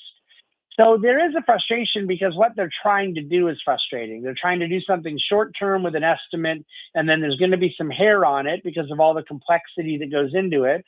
And when they get the accurate figure, they're truing it up. And in 2019, there was a major revision downwards after a bunch of jobs reports that looked really good for President Trump. And it is true in 2024, there was a revision downward for President Biden that made things look better than they were until the end. And now the same thing just happened in May and June to the benefit of President Trump. We spent all summer with everybody saying, oh, look how good the jobs numbers are, despite the fact that these tariffs are happening. And then the revision comes. It turns out it was not quite as good as people thought. And the president says it was political. I'm going to fire her. I don't blame anyone, including the president, for being frustrated with the process. But it is a consistently applied process. If it isn't a good one, it's not good for Republican, Democrat, up, down, then, now. The process is consistently bad. But I don't think it's even really a bad process. I just think it's a hairy thing. And ultimately, I do believe the president didn't like what the numbers were last week, and that's why he responded. But I say to people all week that have asked me about this, I'll say it to our listeners now. The ADP, Private Payrolls Report, is the survey that comes out every month of nothing but private companies' actual payroll registers, the largest paycheck producer in the country, and has nothing to do with any governmental data whatsoever. They now show that the 3-month average of new jobs created per month is 37,000. The 6-month average was 67,000. The 1-year average was 127,000. The 2-year average was about 250,000. So the number has gotten cut in half 3 times. That's not coming from any governmental source. So I think our job market is weakening a little bit. Nothing huge, but it's definitely slowed. And I think the data is really clear about that. And I don't think that this lady did anything wrong. Speaking with David Bahnsen, Fox Business contributor and founder of the Bahnsen Group. David, one of the reasons that I heard that these numbers could be possibly off over and over is because, one, the response rate that they're sending these surveys out to these businesses has been down to like 60%. And some of the smaller companies are late in their reporting data to the BLS. Can you touch more upon that? Yeah, and unfortunately, I actually think that's exactly right. And so it speaks to the fact that we probably need to utilize some better technology. But unfortunately, it also speaks to the fact that where there is job weakness, in other words, the numbers look better until small businesses send in their data late, and then the numbers get worse. So all that means is we have pretty good job creation from big companies, and the job creation is worse from small companies. And that scares me a little because President Trump has done a good job for small business. But right now, I think the tariffs are having a very disproportionate impact on small companies. Big companies like Apple and NVIDIA are getting exceptions and waivers. They're fine. But I think a lot of the small business, and by the way, the NFIB, which is a small business, National Federation of Independent Business Association, they reported the same thing. So I think that there is something that needs to be done about that, that the small businesses need to be responding sooner. But unfortunately, even with better response time, it's not going to change the fact that the numbers don't look good in the small business community. And that, as you know, is where 79% of new jobs are created. Businesses with less than 50 employees. Speaking of tariffs, David, today is Liberation Day. Tariffs were applied to 100 countries. We saw in the days leading up to this, the Swiss president flew into town to try to cut a deal before tariffs came into effect. The president did place 25% tariffs on India and then another 25% on India because they're buying oil from Russia. One thing that's been very surprising, a lot of the experts have said that these tariffs are going to increase costs for Americans. There's speculation a lot of companies stocked up on goods before the tariffs, and they are eating these costs, and that's why costs haven't gone up to consumers. How long can that continue? About 5 seconds. It isn't even true because what you have so far is a bunch of tariffs that barely were implemented or partially implemented. And as I said, tons, and I mean tons, about 1 million exceptions, carve-outs, and waivers, primarily for very large companies. This thing with India, I mean, the idea, a country like Switzerland doesn't charge us any tariffs whatsoever. And the idea that we'd have tariffs now on chocolate is just bizarre to me. So I do think you'll see prices go higher. But what's so funny when people say, well, the companies are eating it. And let's say that were true and that cost to consumers didn't go up, but the profits to companies, American companies, was going down. Why people think that would be a good thing for the economy, to have corporate profits, corporate wages, new hiring, new capital expenditures all decline, escapes me. The only way to not have it erode economic growth is if they pass it on to consumers in the form of inflationary prices. So you're kind of darned if you do, darned if you don't. If there's a new cost, which today I saw the Commerce Secretary Howard Lutnick bragging that we're going to bring in $50 billion of tax revenue through tariffs per month. If there's a new cost to American importers of $600 billion a year, that either gets passed on in the form of cost or it means declining profits to companies, which is downward pressure on U.S. economic growth. Speaking again with David Bahnsen, Fox Business contributor and founder of the Bahnsen Group. David, you mentioned Apple earlier in our conversation, and Donald Trump and the president of Apple are going to have an announcement, I think, at the White House regarding a $100 billion investment for domestic manufacturing from Apple. That's a good thing, right? I hope so. It sounds like if they're going to be doing some of their high-end manufacturing, they're certainly not going to move a lot of the lower-end assembly line work that they've moved from China to India back to the United States. It would cause the iPhone to have to sell for about $3,500. But I think there's a lot of high-end manufacturing that Apple can do. That's the type of manufacturing the U.S. really does best, and that the cost structure is more favorable to. I think Apple was planning on doing about $60 billion anyways, so it sounds like they may be increasing it by about $40 billion over 10 years. So Tim Cook has really negotiated this masterfully and somehow gotten his company, what the second largest company in the world, has gotten total waivers and exceptions on everything. So he's negotiated very effectively for himself with the president, and we'll get some more details in the weeks and months ahead. The only thing I hope to see is that the companies follow through on things. We've seen a lot of these announcements at the beginning of the year. SoftBank said they were going to pledge $500 billion of American investment, and we're into August now. They haven't spent $1 yet. So there are certain things that, the proof will be in the pudding. But this Apple announcement is a step in the right direction. What you don't want to see is companies say, oh, yeah, we're going to go move something that's very inefficient for us to do to America. But I'm pretty confident they're not going to do that. David, we know the Federal Reserve, especially its chairman, Jerome Powell, has been in the news. Him and President Trump, or more, President Trump has been feuding with him.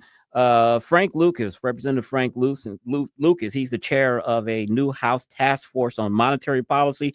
He teased that the Federal Reserve should not continue to supervise financial institutions. That was at a hearing that they had recently. Your thoughts on that? Well, it's sort of bizarre. They have invested $1 gazillion into setting up the regulatory apparatus in our country around the Fed. And so those were decisions made in the aftermath of 2008. I don't really care who the major regulator is. There's going to be one way or the other. What I do think is highly inefficient is having a patchwork of different regulators. The Fed's doing this, the Treasury is doing that, the FDIC is doing this, the OCC is doing that. There's this alphabet soup of different regulators. I think it needs to be far more efficient. I don't believe that bill will go anywhere. I think that the Fed has built up the biggest infrastructure to do it, and I don't feel strongly that it should or shouldn't be them. But what I recognize is it's going to be somebody. And so which governmental body is this heavy regulator in the post-financial crisis world, I am a little agnostic about. The Fed is going to be involved one way or the other because of effectively they're the central bank that, these institutions post collateral with when they're borrowing from a discount window. And so the Fed's going to have an opinion about their stress test anyways. I'll be surprised if that bill goes anywhere. And finally, David, I want to ask you about a plan that seems to be gaining some momentum within the White House, and that is the privatization of Freddie and Fannie Mac. Your thoughts on that? Yes. Love it, love it, love it. Overdue. Please, President Trump, get it done. It is so absolutely inexcusable that 17 years later, after Treasury Department put these groups into conservatorship, that the taxpayers are still holding this deal. It is now generating significant amounts of net income. Those belong in the private sector. The government does not need to hold on to the risk or reward. They have gotten paid back and then some. They should get paid back the full amount of equity that they properly took and the amount of the bailout they did. And then they should say, never again. Never again will taxpayers be on the hook. And there are some very thoughtful plans out there to privatize Fannie and Freddie, leave them well capitalized, leave them regulated by all means. But really happy to see the president talking like he is headed in this direction. It was something I was disappointed he wasn't able to get done in the first term, but I'm really hopeful they'll get it done in the next couple of years. That is David Bahnsen, Fox business contributor and founder of the Bahnsen Group. He also has a book titled Full-Time Work and the Meaning of Life. You can be reached at thebahnsengroup.com and on X, David Bahnsen. David, thank you so much for your time. Enjoyed the discussion. Thank you so much for having me, and thank you for your very thoughtful questions. Appreciate God bless. it. Mm-hmm. All right, coming up, we're going to speak with Paul Perez, president of the National Border Patrol Council. We'll talk to him about the big, beautiful bill's effect on Border Patrol and the all-time low in border crossings. You're listening to the Tim Jones and Chris Arps Show on 101.9 94.1 News Talk STL.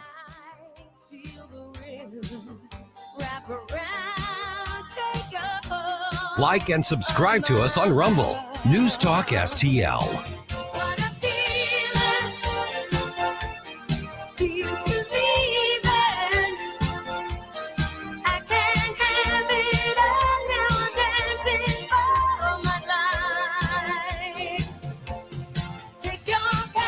From the Michaels Flooring Outlet Weather Center. Some clouds and a few showers rolled through this afternoon and knocked the temperature down into the mid-80s, which is not a bad thing. And we could have used the rain too, so that worked out pretty well. Temperatures overnight tonight dropping down into the mid-70s, and it's going to be a scorcher tomorrow. A sunny 95 degrees, that heat index close to 100 tomorrow. A real scorcher. And we're looking at a hot weekend with highs in the mid-90s on Saturday and Sunday, and those heat index readings in the upper 90s. I'm KMOV First Alert meteorologist Kent Earhart. News, analysis, opinion. They were looking for the intelligence community assessment. I don't think statute of limitations are going to impact. That report is pretty damning. 101.9 and 94.1. News Talk STL. Hey, if you're looking for a bank that truly knows and serves the St. Louis community, let me tell you about my bank, and I've been telling you about them for a while now. They are Royal Banks of Missouri. They're a full-service, independent community bank founded right here in St. Louis by local businessmen. They've been around since 1964, and I trust them with both my personal and business accounts. Their service is outstanding, and their team is committed to helping people and businesses succeed. 60 years later, they're still locally owned and headquartered right in University City, where I live, with 16 convenient locations across St. Louis, St. Charles, Illinois, and Northeast Missouri. And they're doubling down on their roots. Royal Banks is moving their corporate headquarters to Olive and McKnight in September 2025, renewing their commitment to the original home of University City. Whether you're looking for everyday banking or commercial financial solutions, you'll find their personal service is second to none. Visit them online at royalbanksofmo.com to learn more. royalbanksofmo.com. Royal Banks of Missouri, member FDIC, equal housing lender.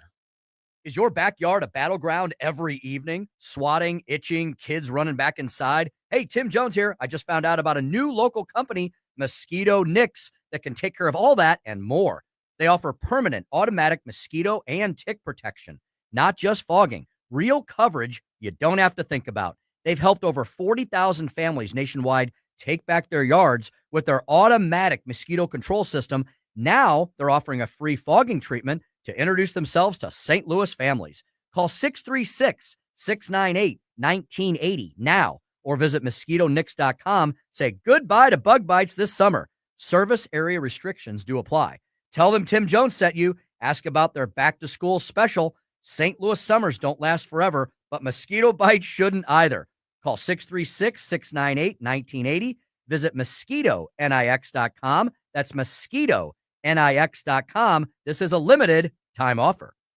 Hey, it's Vic Porcelli here with our great friend Chris Cooper from Serenity Wealth Management. Hi, Chris. How are you, Vic? I don't want to put anybody else down, but that when you go up and visit you at Serenity Wealth, your place looks like home. So a lot of financial advisory offices, they have, the big mahogany desk or the big marble entryways and things like that. The stock market channel on the TV when you walk in the door, right? That doesn't really drive a good conversation. Good financial guidance and advice starts with a good conversation. People are nervous. People are afraid to talk about finances, right? And so you can see a little standoffish. Well, my objective is to try to have a good casual conversation. By having those conversations about life, goals, objectives, it's what makes me understand what our financials are supposed to fund. So if somebody does want to have a good conversation, how do they do that? How do they find you? Our website is the best way to do that because you can get all the information you need, understand where we are, get a little bit more information, all that. SerenityWealthNow.com. Reach out to Chris and Stacy today at SerenityWealthNow.com. Investment advice offered through Fortis Capital Advisors, LLC.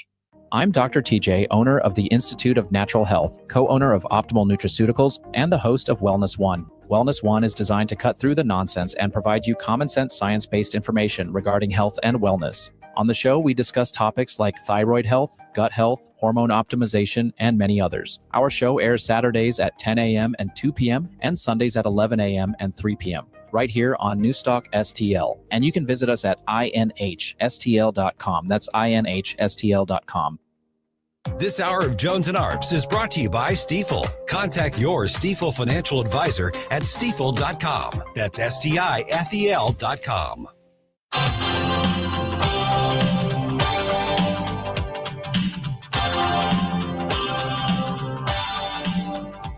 You're listening to Tim Jones and Chris Arps.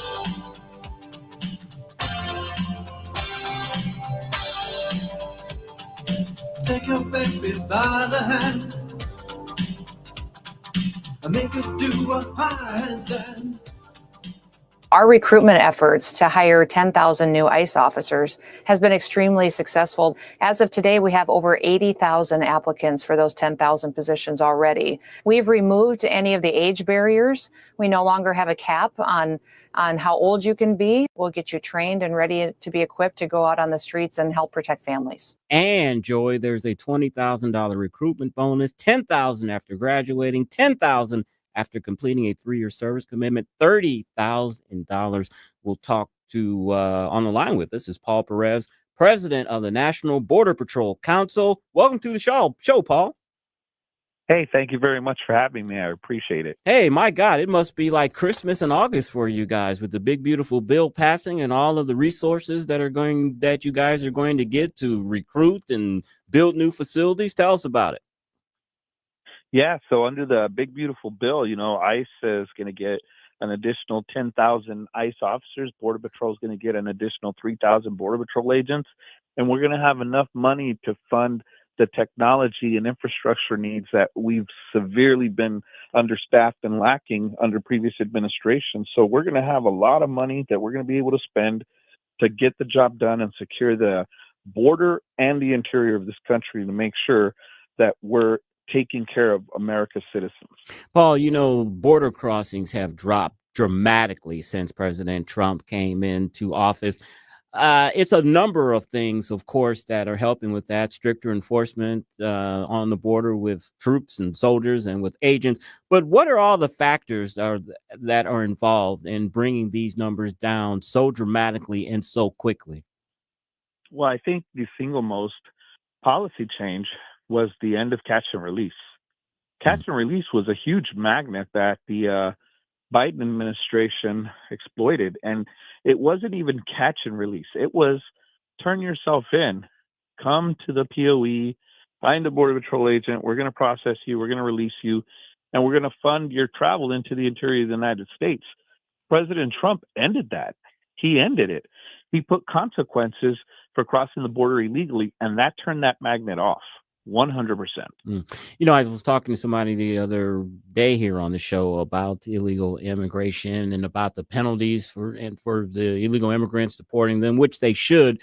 But we're not seeing as much emphasis, it seems, on penalties for the employers, which are also a magnet for illegals to come here. They're not going to make that trek if they can't get a job. Are you concerned about that? I was initially, but look, here's the good thing about President Trump is he surrounded himself with a great cabinet. Pam Bondi, is going to continue to do a fantastic job as the Attorney General, and part of that is prosecuting, those that are employing illegal aliens. The sanctions that they're going to put on them. It's just there are so many people, millions of people, that have been allowed into the country under President Biden that we're having to, that's a completely full-time job. So, the investigations are kind of taking a back seat to the actual enforcement and removing these people, because every day you see the criminal records of those people that we're arresting. And these are horrible people. These are murderers, robbers, rapists, the worst of the worst, just like President Trump said. And so that's been the priority right now. But yes, when they can and where they can build cases, they will go after employers and issue those types of sanctions that are necessary to stop that magnet as well. Speaking with Paul Perez, president of the National Border Patrol Council. Paul, the DHS also announced that it has reassigned dozens of FEMA employees to help support deportation efforts, along with the new agents that are coming online. How long does it typically take to train a new agent? So, it varies. The academy is about 6 months. They get out, they do their field training, which, we work them, we pair them up and have them work hand in hand with field agents, journeyman agents. They learn the job and then they're put on their own. So it takes about a good year for them to actually get out and do the job alone, where they can really make an impact. Up until that point, they're in training. So, the easy answer to that is 1 year from the time they step foot into the academy. Paul, I want to get your thoughts on a 30-day pilot program that was announced but was abruptly discontinued. The Immigration and Customs Enforcement announced in an internal email that would offer cash bonuses to agents for deporting people quickly. Personally, I don't have a problem with that, but why do you think the department backtracked on that? I really can't speak to that, that going to ICE, I mean, it sounds like an incentive program to have these agents get out there and do the job that they were sworn to uphold. But, the thing about it is there are so many different responsibilities that go along with arresting somebody. It's not just going out, we've got to make sure we got a target package. We've got to make sure that we can bring them in, process them, put them in detention, whether it's ICE detention or county jails. So, I think that was probably an additional incentive to get them out there in the streets and apprehend as many people as they can. But I can't tell you why it was, turned off as a program. I really couldn't speak to that. Speaking of detention centers, Alligator Alcatraz, of course, has gotten a lot of attention, and the secretary there said that they were going to create more of these types of facilities. Indianapolis, Indiana has kind of gotten their panties in a bunch. There's going to be a new facility there called the Speedway. Where it is in my notes? The Speedway something here. I can't find it. And they are upset about that and want that detention center changed to another name. Your thoughts on that? Well, look, I mean, we've got people that are pretty crafty with names. We've got civilian staff that can come up with names. And hey, you know what? I mean, other states are going to join in. There's a lot of states that want to help out, and so you may have something like the Texas two-step coming up. And I mean, they get crafty with these names, but the point of the matter is they're looking to make sure that they can publicize the help that they're giving the federal government by allowing the federal government to detain more illegal immigrants. And look, there's plenty to go around. There are millions out there that we're going to remove. And so any state that wants to get on board, the federal government's going to welcome that help, and we encourage it. So, them getting upset about the Speedway, that's silly. There's bigger things to worry about. And my great producer looked it up for me. It's called the Speedway Slammer. And that has their panties in a bunch there in Indiana. Sell a bunch of T-shirts, I hope. That's the Speedway Slammer. Yeah. I say that's too close to the Indianapolis 500 name. So who knows? We know that people coming across the border is a big part of the illegal immigration problem, but also a big part of it is people that come to the country on student and vacation visas, and they overstay those visas. First question, how big of a problem is that compared to the overall problem of illegal immigration? And the part of the program is that people coming from countries with high rates of people not going back, they're going to have to pay a bond of $10,000 to $15,000 until they leave the country. Your overall thoughts on that, Paul? So it's definitely a huge problem. It's not a bigger problem than the illegal immigration, the people coming across illegally, because we don't know who these people are. Those that are coming legally at first and then overstaying, those that we call overstays, they're at least vetted to some degree, so we know who they are. We have more information. It makes it a little bit easier to track them down and get rid of them, as opposed to somebody that snuck across the country illegally and wasn't vetted. But it's still a big problem. I mean, we're not going to turn a blind eye to those people either. If you're in the country illegally, you're in the country illegally, whether you overstayed a visa or whether you came across the border, without being vetted. So it is a problem, and we're going to go after those people as well. And President Trump made big news today that he's directed the Commerce Department to conduct a new census that excludes illegal immigrants from its population count. Almost seems like a no-brainer, but for years, California and other blue states have been advocating for counting illegal aliens because we know that's how government money is apportioned out. I'm sure this could tremendously help the illegal immigration problem, if at all. Yeah, and guess what party's opposed to that? What party depends on illegal immigration, and why we believe, I strongly believe, The fact that they let in millions of people was an effort to change the electorate and to get more votes, potential new voters, or even help in the census because of the way it's been done in the past. So, yeah, it doesn't surprise me that there's some people upset about it. As we open the segment with, of course, the big beautiful bill is going to put millions of dollars into illegal immigration efforts. We've had a tremendous result so far. As I said, border crossings are down tremendously. What are the next steps we need to take to make sure those border crossings stay down and to make sure this doesn't happen again? Well, number one, we're going to use that money to fund and build the wall so that it's finalized. It's something that should have been done after Trump left office the first time, but it's something, unfortunately, that Biden stopped on day one. So now we've got the money to finalize the border wall. We're going to get all the technology and infrastructure that we need, and we're going to make sure that everybody knows what a secure border is and what it feels like. By going after those illegal aliens in the country and publicizing the type of people we have, the criminal records that they have, it's going to show everybody exactly what a secure country should be like and what it should feel like to be safe in America. So by doing those things, I think it's going to be very beneficial to the party of law and order, which is the Republican Party. It seems like the Republicans are the only ones that care about the safety and security of this country. We're going to make sure to highlight that because it's very important that we keep American citizens safe. Paul, we always hear when you think about illegal immigration, you think about them illegals from Mexico or South America or Central America. But we've learned that there are literally people from all over the world that are entering our borders. Given some of the examples of people and their different nationalities that you guys have stopped. Yeah, we've got people from Iran, from China.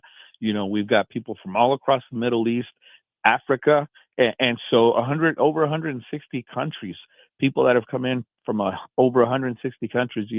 Everywhere from Afghanistan, and yeah, like you said, Central and South America. That's where people usually believe illegal immigration comes from. But again, we've got people from all over the world that have come into this country, and a lot of countries that don't allow us to vet their individuals. They don't give us access to their police records, so we don't know what the criminal records are of these people that are coming in. So yeah, it's not what people think, just people from South and Central America anymore. Paul, these other nationalities and people from all over the world, how are they getting in? Are they getting into the cartel? Are they smuggled into the cartel? Or is there some clandestine network that is smuggling in other people from all around the world? What's the main way they're getting in?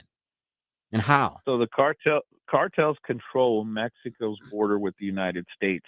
And so for years they had free reign. They were able to do everything, but nobody crosses into the United States from Mexico without the cartel's knowledge and assistance. Now they take advantage also of the lax immigration laws that Canada has. So they can fly into Canada and try to cross into the United States illegally from Canada. But the majority of people that are crossing into the United States illegal are coming from Mexico, and they use the cartels to make sure that they can get across. So no smuggling network operates without cartel approval and knowledge. So yeah, the cartels have a big hand, a huge hand in making sure that people can cross into the United States, as well as narcotics. So cartels are a big target for the Trump administration. He's been going after them. He's been sanctioning their leadership, going after them, putting pressure on Mexico to take the cartels on as well. Paul, and I read stories a few years ago about a booming industry in China where pregnant women could pay certain amount of money to a company there in China. They would fly them to some resort area in the United States for a month or two until they had their babies, and then those babies would become United States citizens, of course, and many of them would fly back to China, resume their lives.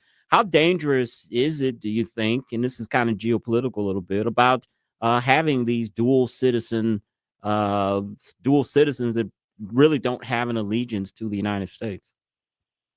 That's exactly the reason that President Trump was targeting the birth tourism. people coming into the country, just like you said, to have a baby, whether it's an anchor baby or the birth tourism. But it's very dangerous, when you've got these dual citizens that really have no intent to be here other than to utilize that anchor to bring more people into the country. And so it's not a good thing. I definitely believe that something's going to be done about that.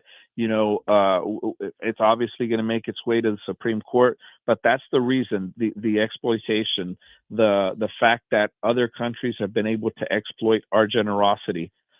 That's a big problem for us. And that is, or was, Paul Perez, president of the National Border Patrol Council on X. They are at BP Union at bpunion.org.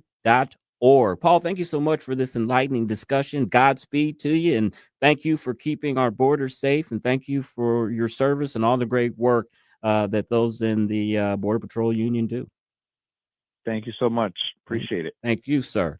All right, 5:42. Quick show today. Joey Guest always make the show go by very quickly. We've got one more segment left, and we'll try to enlighten you, entertain you, do all of those things. You're listening to the Tim Jones and Chris Arps Show on 101.9, 94.1 News Talk STL.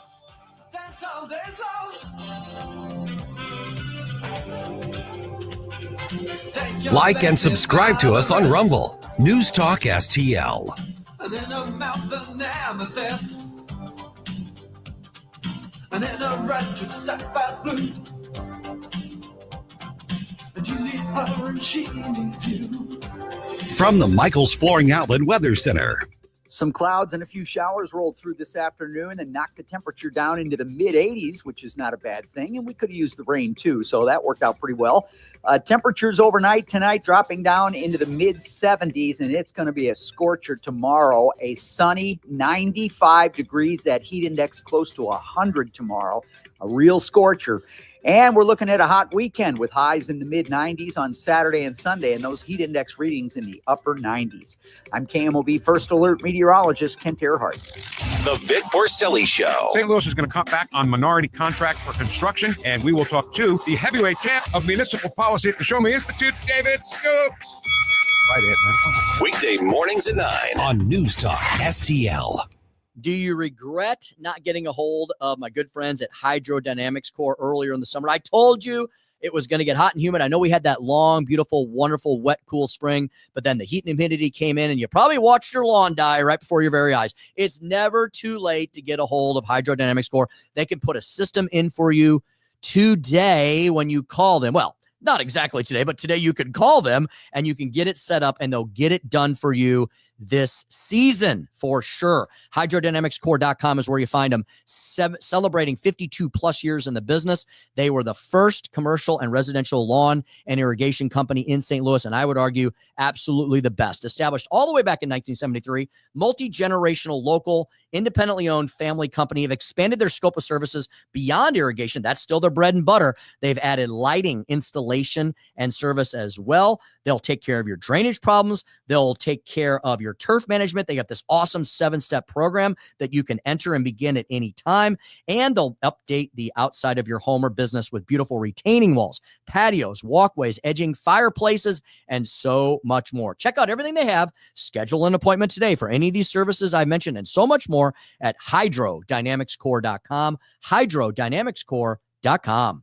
Hey, Columbo here for Rockwood Charcoal. Rockwood is made from 100% pure Missouri oak and hickory, so you're cooking with the best and supporting local industry and a local business all at once. There's over 100 area Rockwood retailers. Find yours at rockwoodcharcoal.com.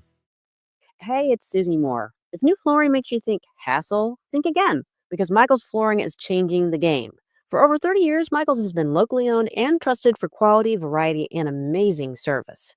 Whether it's carpet, hardwood, laminate, luxury vinyl, or ceramic tile, their expert team makes installing new floors exciting, not stressful. That's why customers keep coming back. Visit Michael's Flooring at St. Peter's, Starting Prairie, Creve Coeur, or online at igotfloored.com. That's igotfloored.com.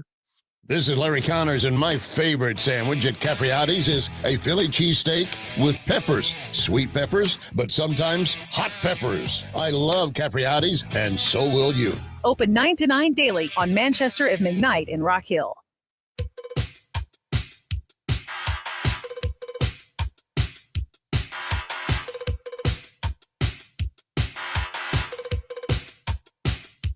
Follow Chris Arps on Twitter at Chris_Arps.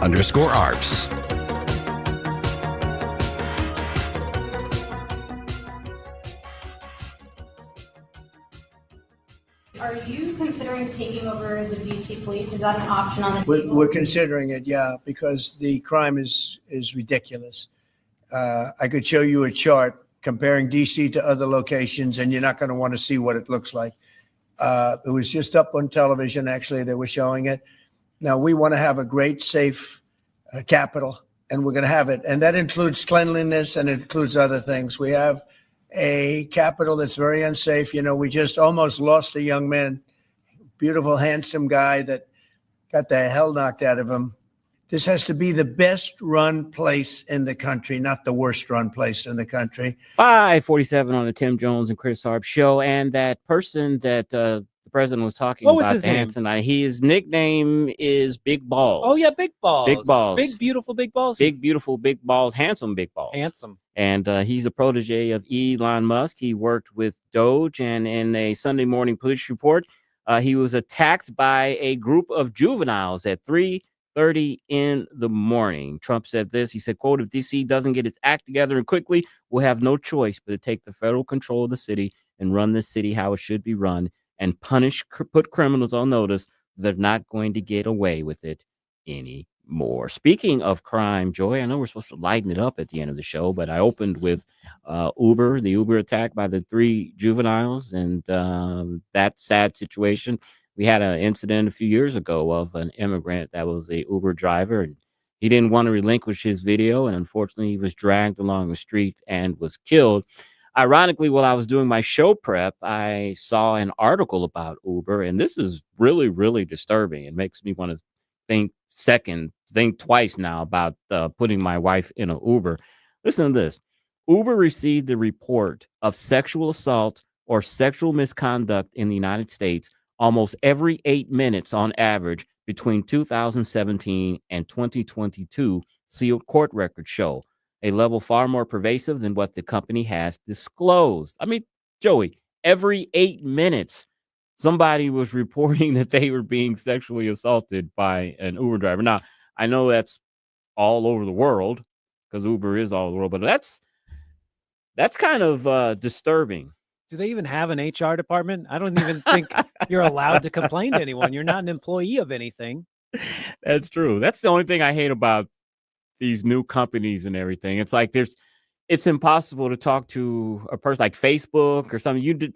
I don't think we should do that next time we have a show. It's like, call in if you've actually talked to somebody, a human being at one of these big tech companies, because it's impossible. And I lied to Uber, so they can kiss my butt. When I did Uber Eats and got my sign-up bonus, they make you go through an extra process if you're going to use your car. Yeah. Because you need to have your car insured a certain way because it's basically a business. Yeah. So I said, yeah, I'm just going to deliver on bike. And then I still delivered by car anyway. But then I would park a couple blocks away. So when the people saw me, they'd think, oh, yeah, he must have been on a bike. I didn't want to get snitched on by these punks. And then because the day that I was doing my deliveries, it was raining. So they saw me walk up and they thought, oh, this poor kid, he's riding his bike in the rain to deliver me my cookies. I'm going to give him an extra tip. There you go. So I lied to Uber and I got a bigger tip. So screw them. That's all I'm saying. During the early days of the pandemic, and my wife had been laid off a year or so before, my wife and I, we both did Uber Eats, both of us. We actually kind of survived on that. Joy, what was the biggest tip you ever received as a Uber Eats driver? You know, I only did 2 deliveries. I said to myself, I only need to do one. And I said, I'm just going to do this one. And then the app shakes and it says, hey, you want to do another one? And I said, all right. It was for Jack in the Box next door to my house. And I did that one. And I think I got a $10 tip delivering Jack in the Box. I assume these people are just loaded and they are making so much money at home that they would actually lose money if they left their computer. All these crypto miners, I assume, they're like, yeah, just have it delivered. You know how much I would make per hour? Yeah. I can't waste time cutting grass and buying food. I had a woman give me one Saturday morning. I'll never forget it. She ordered breakfast from IHOP and she gave me $20 bill as a tip. It wasn't like added on the app. She gave me $20. I was like, oh, tax free. You didn't report that at all. Of course I didn't report that. But yeah, it was a good little gig. I enjoyed it. if people know me, I don't eat a lot of foods. My diet is very, very limited to potatoes and meat, no vegetables, a lot of junk and sugars, Joy. But one thing about Uber Eats, it did expand my palate because I would pick up from an Indian restaurant and it just would smell so good, the spices and everything. And I was like, I had never had it before. And I was like, man, I got to try this. This just smells so good. But then on the other hand, you only did it twice. You've never picked up from a Korean restaurant and had kimchi. I have Korean people in my family, and I've had kimchi. My God. It doesn't smell great, but if you get the right mixture, it tastes pretty good. It changes your palate when you try stuff like that. Just imagine having kimchi in your closed up car in the winter, and you can't really let the windows down to let that smell out. Like you were being pickled in that car. Oh, terrible. Keep you young and looking fresh. Oh, thank you. Speaking of, I had a crazy experience one time. Some person had ordered from a restaurant. He gave me the wrong freaking address. The address that he gave me was for an address like downtown. And I went. Probably the last place he was at a hotel. No, or something. Here's the crazy forgot thing. to change his address. So it was from some place downtown. It was like a beauty shop or something. It was like, no, this isn't it. So we kept going. It took me an hour to make this delivery. We kept going round and round because he couldn't give me the correct address where he was. Finally, he gave me a address. I found him. I am not making this up. He lived right across the freaking street from the restaurant. And I went probably 10 miles out of the way downtown to try to find him. Kid was like 26, 27. He looked stoned out of his mind. I think he needed munchies. They were coked out on meth. But I'm like, dude, you had me riding around for 35, 40 minutes, giving me all these screwed up addresses. You don't know what your address is. And you live right across the street from the restaurant. I was pissed off to the highest festivity. At least you didn't get pistol whipped by a 16-year-old who saw you driving by. I guess not. But there's some good experiences doing that. You got to do what you got to do to survive. And I actually kind of enjoy doing it, especially when you got out on a little run where it was just one after another and after another. And I was lucky where I live is a new city in the middle of the county. Very vibrant So place. I was like near the whole center of restaurants. So it was very easy for me to get business and be near my home. But I enjoyed it. I really did. Got to meet a bunch of interesting people. The thing that ticks you off, though, is like when you go to Five Guys, and Five Guys, they just throw the fries in the bottom of the bag. Oh, yeah. So you got to deliver somebody their food with this big greasy bag and everything. And you look like, oh, this is how I got it. Sorry. And then greasing up your seat, too. Exactly. But, and I got dinged on that one time. They were like, oh, the package looked like it's tampered with and it's not, something was wrong with it. Like, this is how I received it. You would never tamper with someone's fries. I know you. You're the most honest guy I know. I did eat someone's fries. Okay. I will. Maybe I shouldn't admit that One on air. fell on the floor. It's okay. I'm not a maniac. I did, though. It was like I was kind of hungry, and they didn't really do the bag really all that well with the little sticker, and I think we won't miss a couple. That's horrible, isn't it? It's something you got to do. You're testing the food. The Kings would pay people to test their food to make sure it wasn't poison. This is another service you're offering. Yeah, that's true. I'm testing to make sure that it's not poisoned or tastes good or show up to the door chewing like, this is going to be good. You're going to love this. There's one of these reels that I watch, man. You know how they do these reels where they'll act, where there's this guy, he'll go up to these very terrible neighborhoods and will start flashing gang signs and acting like he wants to. You ever seen this guy? I'm like, dude, you were going. He's famous for this, but he'll go into like the roughest neighborhoods in LA Central, and Hispanic guy, and he'll just go up to these gangbangers and start flashing signs. And they'll be like, dude, what's the matter with it? And he'll like, hey, you want to get hot or something like that. And he'll have like a bag of potato chips or something. And these guys be on the verge of like whooping his behind. I've seen one where they like pull guns out on the dude. And he's like, oh, no, man, it's go. Look over there. There's a camera. There's a camera. There's a camera. There's a camera. It's always a prank. And then you end up dead. Oh, my gosh. Oh, but I've seen one of those with Uber where the girl was the Uber driver. And she was delivering the food. And she's like eating the person's food while they're like, what are you doing? Why are you eating my food? He's like, well, I wanted it because it was good and I was hungry. What are you going to do about it? And it's like, these people are so angry. But you make a lot of money doing that stuff, just these stupid joke videos. But you have to hope that they are making money off of this because they're just incriminating themselves. They're going to get banned from these apps and they won't have a way to make money at all. But the one dude, he's going to get shot, man, because he takes it all the way to the limit and tells them at the last minute, hey, look over there. There's a camera. Please don't kill me. Yeah, let's hope we get that shooting on camera. It'll be hilarious. I'm surprised you've never seen that before. No, He's pretty popular. Well, send me that reel. Okay, I'll do that. All right, great show today, Joey. Had a lot of great guests. You can hear the podcast. Listen to it again on News Talk STL. Coming up next, Larry Connors USA. Larry's going to talk about some FBI agents involved in J6 who are fired and who have author Sal Litvik on Mandami getting Jewish support. You've been listening to the Tim Jones and Chris Arps show on 101.9 94.1 News Talk STL. Drive safe and have a great evening. Hey, looking for windows that solve your problems and actually add value to your home? Renewal by Anderson. Anderson products increase your home value by at least 15%. Right now, get $329 off every window, $729 off every patio or entry door, and ask about our zero interest plan for 3 years. Renewal by Anderson, the full service replacement division.